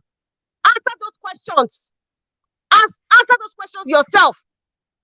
Where is Central Hospital? How is the health sector in Edo State now? 32 years ago, and how is it now? How is Ambrosali University 32 years ago, and how is it now? How is the roads, Ambrosali, all those places in Isha, in Eastland, 32 years ago, and how is it now? There were even more security then than now. See, we have to be picking all these things. We have to pick it. They will have answers, or stupid answers as usual. They'll say, let us give them time. The money as at that time was different. During the ones that we support Lucky, this is the excuse. During Lucky's time, the money that they are dispersing now is not the same. Things were not as expensive in Lucky's time. Now it's cheaper. Oyegun's time, things were not as expensive. People never open eye then. Now you can see the psyche is just distorted. There's no alignment in thought process, nothing at all. That is why this channel is educating you. So sit back and listen and learn. If you have questions, put it on the comment section. Don't insult, because if you insult, you are telling me and the rest of the world that you're stupid. You are telling me and the rest of the world that the school you went to was a waste. You are telling me and the rest of the world that your mother should have taken contraceptive because you don't have sense. We're trying to fix Nigeria. You're talking hate. Mr. Elvis hates Obaseki. So what? Does Obaseki know you? You are going to remain there. Obaseki will leave and retire and be collecting pension and having every 2 years. He has 4 cars that are giving him brand new car, including his wife. Where are you 32 years ago? It is counting now. He has finished 8 years. Those are the questions I'm asking. 32 years ago and 32 years now. How is Ring Road? How is the market? How is your father's street? Let's go back to home. How is your father's street? Has there been any improvement? Is there electricity? Is the road still red sand? Are there so many potholes? I'm not talking federal road now, because all those next years say, and those is your father's house is not on a federal road. The person I'm talking to, whoever, your father's house, what street was it? And even if the time of 32 years ago it was red soil, they only graded it or it was not graded. How is it now 32 years after? Ask yourself those questions. How many boreholes are on your street? Ask yourself those questions. There's Ministry of Water Resources. There's commissioner for that, and then the State House of Assembly. They have signed budgets for water resources. Where is the money going to? Ask yourself now. 30% derivation. Where did the money go to? Paris Club money. Where did the money go to? 32 years ago. If I let them go to the money, ask yourself. 32 years ago, you sit down and just reminisce about your life 32 years ago and how is it now. The impact that government is supposed to have made, the changes that the government ought to have made 32 years ago and now. What are the changes? How is the quality of your life? I repeat, what is the quality of your personal life? If forget about me, that's in diaspora, or Mr. Elvis, what is the quality of your personal life 32 years ago and 32 years now? You that is living in Nigeria, or you that have investment in Nigeria, or if you are a Benin person now, whether you live in diaspora or not, how is your father's street now, 32 years after? Is there light? How is your village 32 years after? The painful part of it is that they'll be saying it's only 4 years. Then 4 years. You know what? Because Nigerians, they like hard hand, iron hand, before they will have sense. Before they will have sense. And we are just pegging it on 32. It's actually more than 32 years. Because Sareme Osumbo is not on that list. It's not on this picture. Have sense. If it means I have to scream into your medulla oblongata to get sense, to think, and know that it's not about hate. We don't have energy to hate here. We have the energy. Listen, do you know what it is to come in every day and be talking? We think none of us have life? The sacrifices Mr. Elvis is having to give us this platform to talk. You think it's easy? But you can type behind your old phone, your 33 and be typing nonsense when we're trying to educate you people. You don't like good things. You people don't like good things. Those of you that are attacking Mr. Elvis, you don't like good things. You need deliverance. We're trying to change Nigeria. 32 years ago and 32 years now. How is your life? What's the quality of your life? Those are the questions we ask governance, and they will not ask the House of Assembly members, what are they doing 32 years ago and 32 years now? These 4 governors, these pictures you are looking now, from Oyegun to Obaseki now. Osareme Osumbo is not there. Mr. Elvis just calculated 32 years of rulership. The questions I'm asking, with all due respect to you, with all due respect to all of you listening, and those haters, and those people who are confused, and those people who don't want to be educated, 32 years of this rulership, 32 years of your taxpayers' money, 32 years of your mother selling in Oba Market, selling in Ekiosa, Ekio Market. I'm just even talking about Benin City. I've not even talked about Edo North or Edo Central. 32 years ago and 32 years now. What is the quality of life? What is the quality of life? Ask yourself those pertinent questions. So when we are asking questions like this, when we are questioning how our money is being spent, because we want development, you come from diaspora, at least you are used to seeing fine things. Let you just come to Edo State at least. Let it that the road is fine. There are flowers. The eyes are the windows to the soul. What you see affects your psyche. A lot of Nigerians, if I let me look at Edo State now, you are constantly seeing rusted houses, bad roads constantly. What do you think it does to the psyche of a child growing up? The child is always haphazard in his thinking. He cannot think straight. He cannot assimilate straight because his environment has affected the way he thinks and the way he acts. Everything is brutality. Every child is ready to fight because everything is survival of the fittest. Is that a way to live? Those are the questions we're asking. It's not about hate. Nobody hates anybody. In fact, you don't have the power to hate, but do the right thing. And if you continue asking and insulting Mr. Elvis or anybody, you are telling the whole world that you are stupid. Thank you. All right. Before we have Madam Ame with us, before I call Madam Ame, let me show you guys this. Maybe you now get to understand what I'm saying, that other countries are moving forward. Even like Moderator said, the stupid ones or the lunatic ones will still justify this. Say, now China, Hong Kong, those ones don't leave us now. You cannot compare. Now make me talk and say the only way we can compare Nigeria, more they compare Nigeria with Iguarake. Let's watch this and see the bridge where they built for their own country. Watch this one, my people. Hong Kong, Hold on, let me make it show properly. Remove this from the screen. One moment.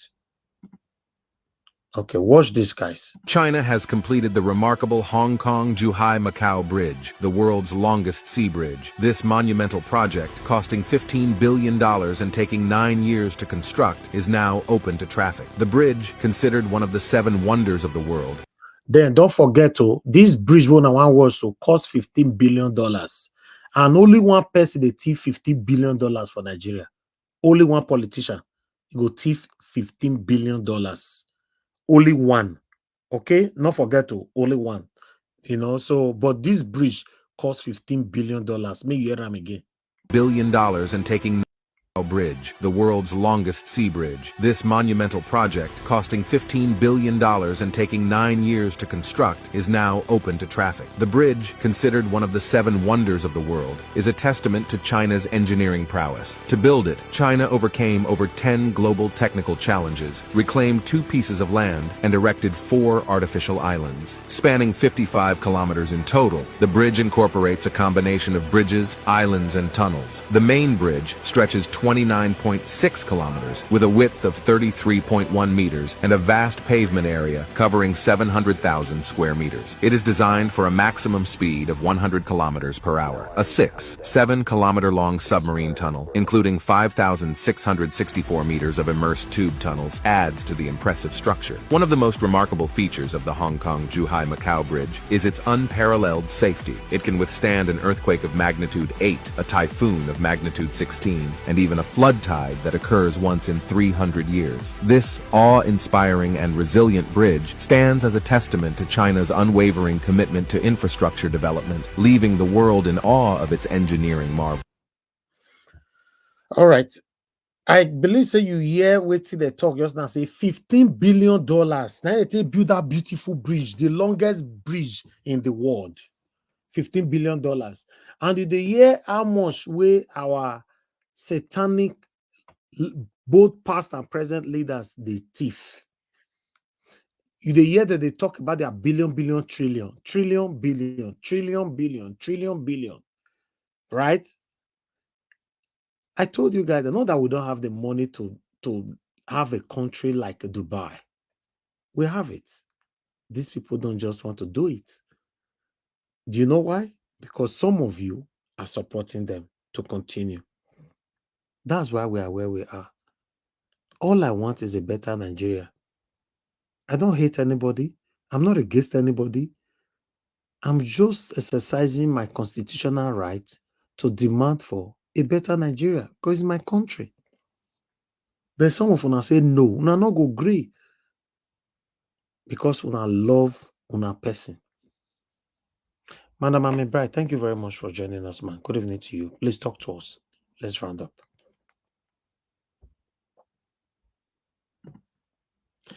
Madam Amy, we can't hear you. Good evening, Mr. Elvis. Okay, thank you, ma. Unmute Can hear you now. myself. Good evening. I have to greet everybody, my brothers and sisters, my good people fighting for better Nigeria. I came in not quite long, but at the time I came in, my brother Elvis, that 38 years you calculated, it did break my head. As I was leaving, I have the hope to come and spend 8 years after my studies to go back home. But today, I'm still fighting for a better Nigeria. See, we are not even near to it. It is very sad. At the time of Oshomole, even before the first governor, I've left home. I only visited where the Oshomole was contesting. Then it was having some cases, issues during this election, going to court. I was there. You know, when I was following my senior sister then to court, I was even happy. Oh, show, Baba. But today, we've gone to nowhere. Sad. Every time you want to go home, they say, just wait. Yes, it's not good. Wait, still wait. Let the Nigeria be better. Till today, we are still on it. Nigerians. Anybody that is attacking my brother Elvis for fighting for a better Nigeria, not knowing where we are and what we are up to and where we are heading to, that we are losing our motherland for these satanic, wicked people that make themselves rich with our home money. It is sad. As the Sarita said, there is something wrong with their head if they are attacking you. They still they have to go and sleep and wake up again to face the reality.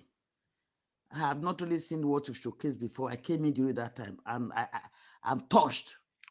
Please, that 38 years, still continue calculating it.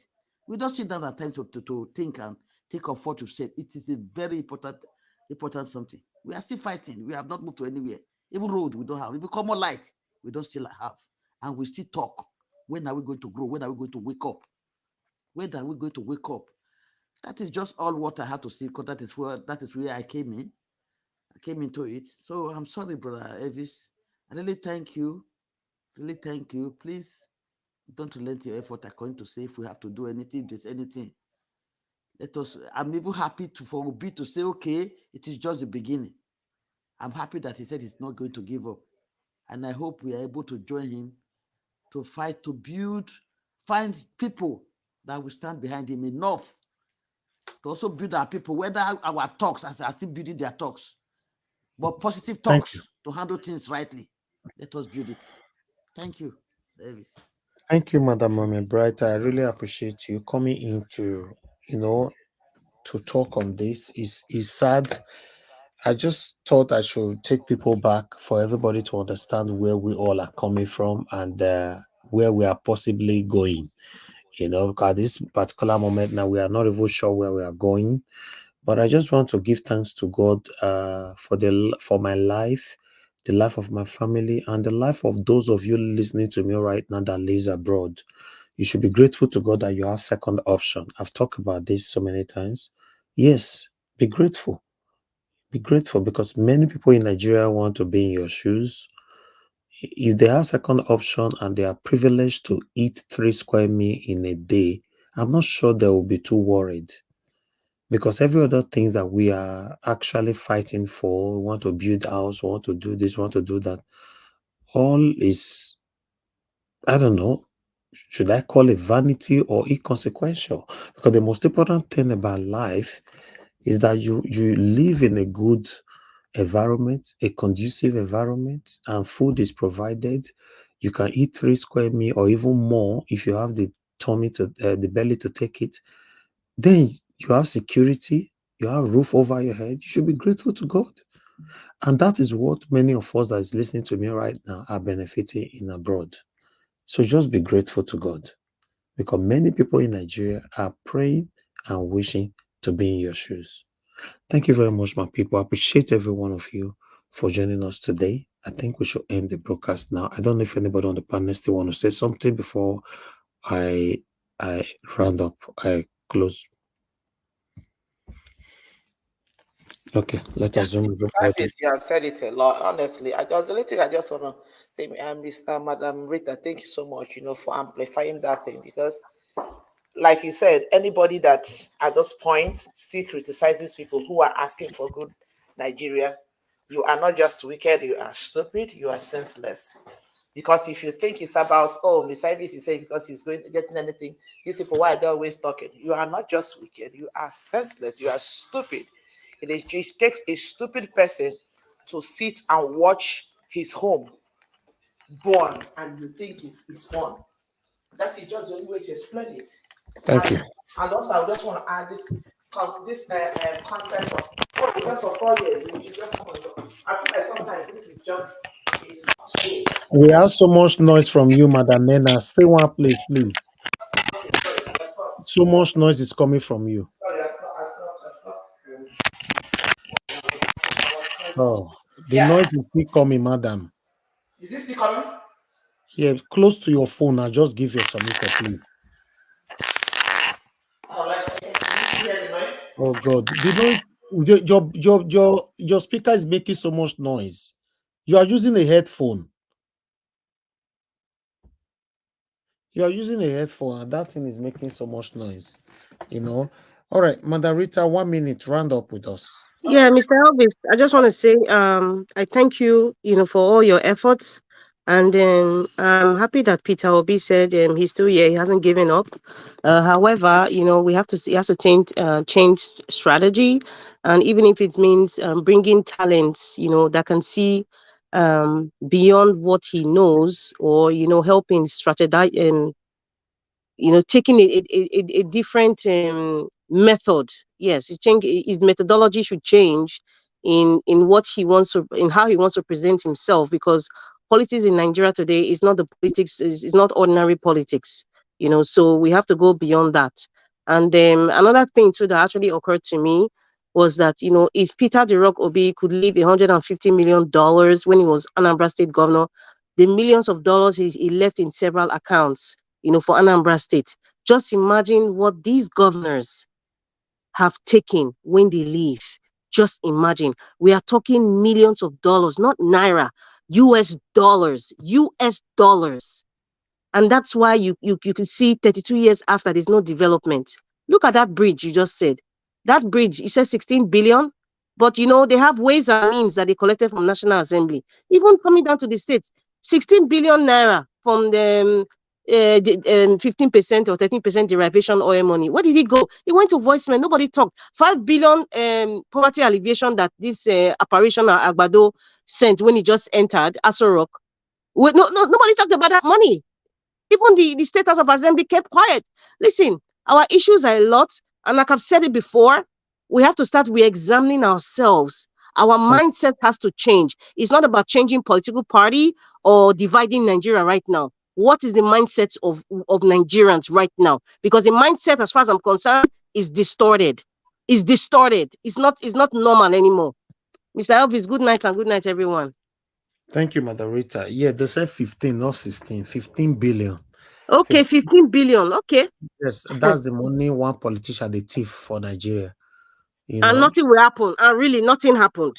So we can have a bridge that can fly from Abuja to Lagos without any problem. We have the money to do these things. Nothing is working in Nigeria. Nigeria go buy train, inside train, armed robber or kidnappers go enter, they'll kidnap you freely without no hindrances at all. Mr. Elvis, is my voice okay now? Yes. Oh, okay, I'm so sorry. Yeah, I think I recognize what was going on with it. Yeah, thank you so much. The only thing I just wanted to say, I said that sometimes I feel like this concept of it's just 4 years, you go talk up. I feel like that is just something that Nigerians are using maybe to suit themselves, maybe to have like a soft landing. It's like when you give yourself this wrong orientation about maybe you're suffering, trying to wish it away or something like that, and like for what you just, I'm just trying to build on what you said and what Madam Beta said. It's only one person, somebody sits down and realizes that 4 years, a child that you gave birth to 4 years after in a normal setting should be in kindergarten. You know, that child should be in kindergarten, maybe in a place like this. If it's in Nigeria, where children start school a little bit earlier, that child might be in primary 1 at 4 years. So you cannot just say it's just 4 years. There is a lot that anybody can achieve within 4 years. There's a lot you can do within 4 years. There's a lot that can change in 4 years. Nigerians really need to think about these things. And like we say, look at that thing you showed about China. I saw it. I'm like, oh, when other countries are making move, countries are changing things. People will tell you, 4 years ago, we were using this and it wasn't working. Now this is where, like, countries, people are moving. Even African countries, meet places like Ghana and the rest of them. Nigeria is the only. It's so sad though. It's very, very sad. Nigeria is a very it's messed up, honestly. Madam Nena, I don't know how we're gonna do this, but let's just continue to do our part. Our part we bring blessing to us and our children, our family. That's my belief. If you do the right thing, you receive blessings. So don't do it because of what you are expecting. Just do it from your heart. And whatever that we are doing now, we bring blessing to us. Let's continue to do our part. I don't want anybody to give up on Nigeria. You know, please don't give. If you are part of the people that is wishing or thinking to give up on Nigeria, don't. It's our country. You know, Madam, please, I would like you to give us your final submission. 1 minute, please, if you are still there.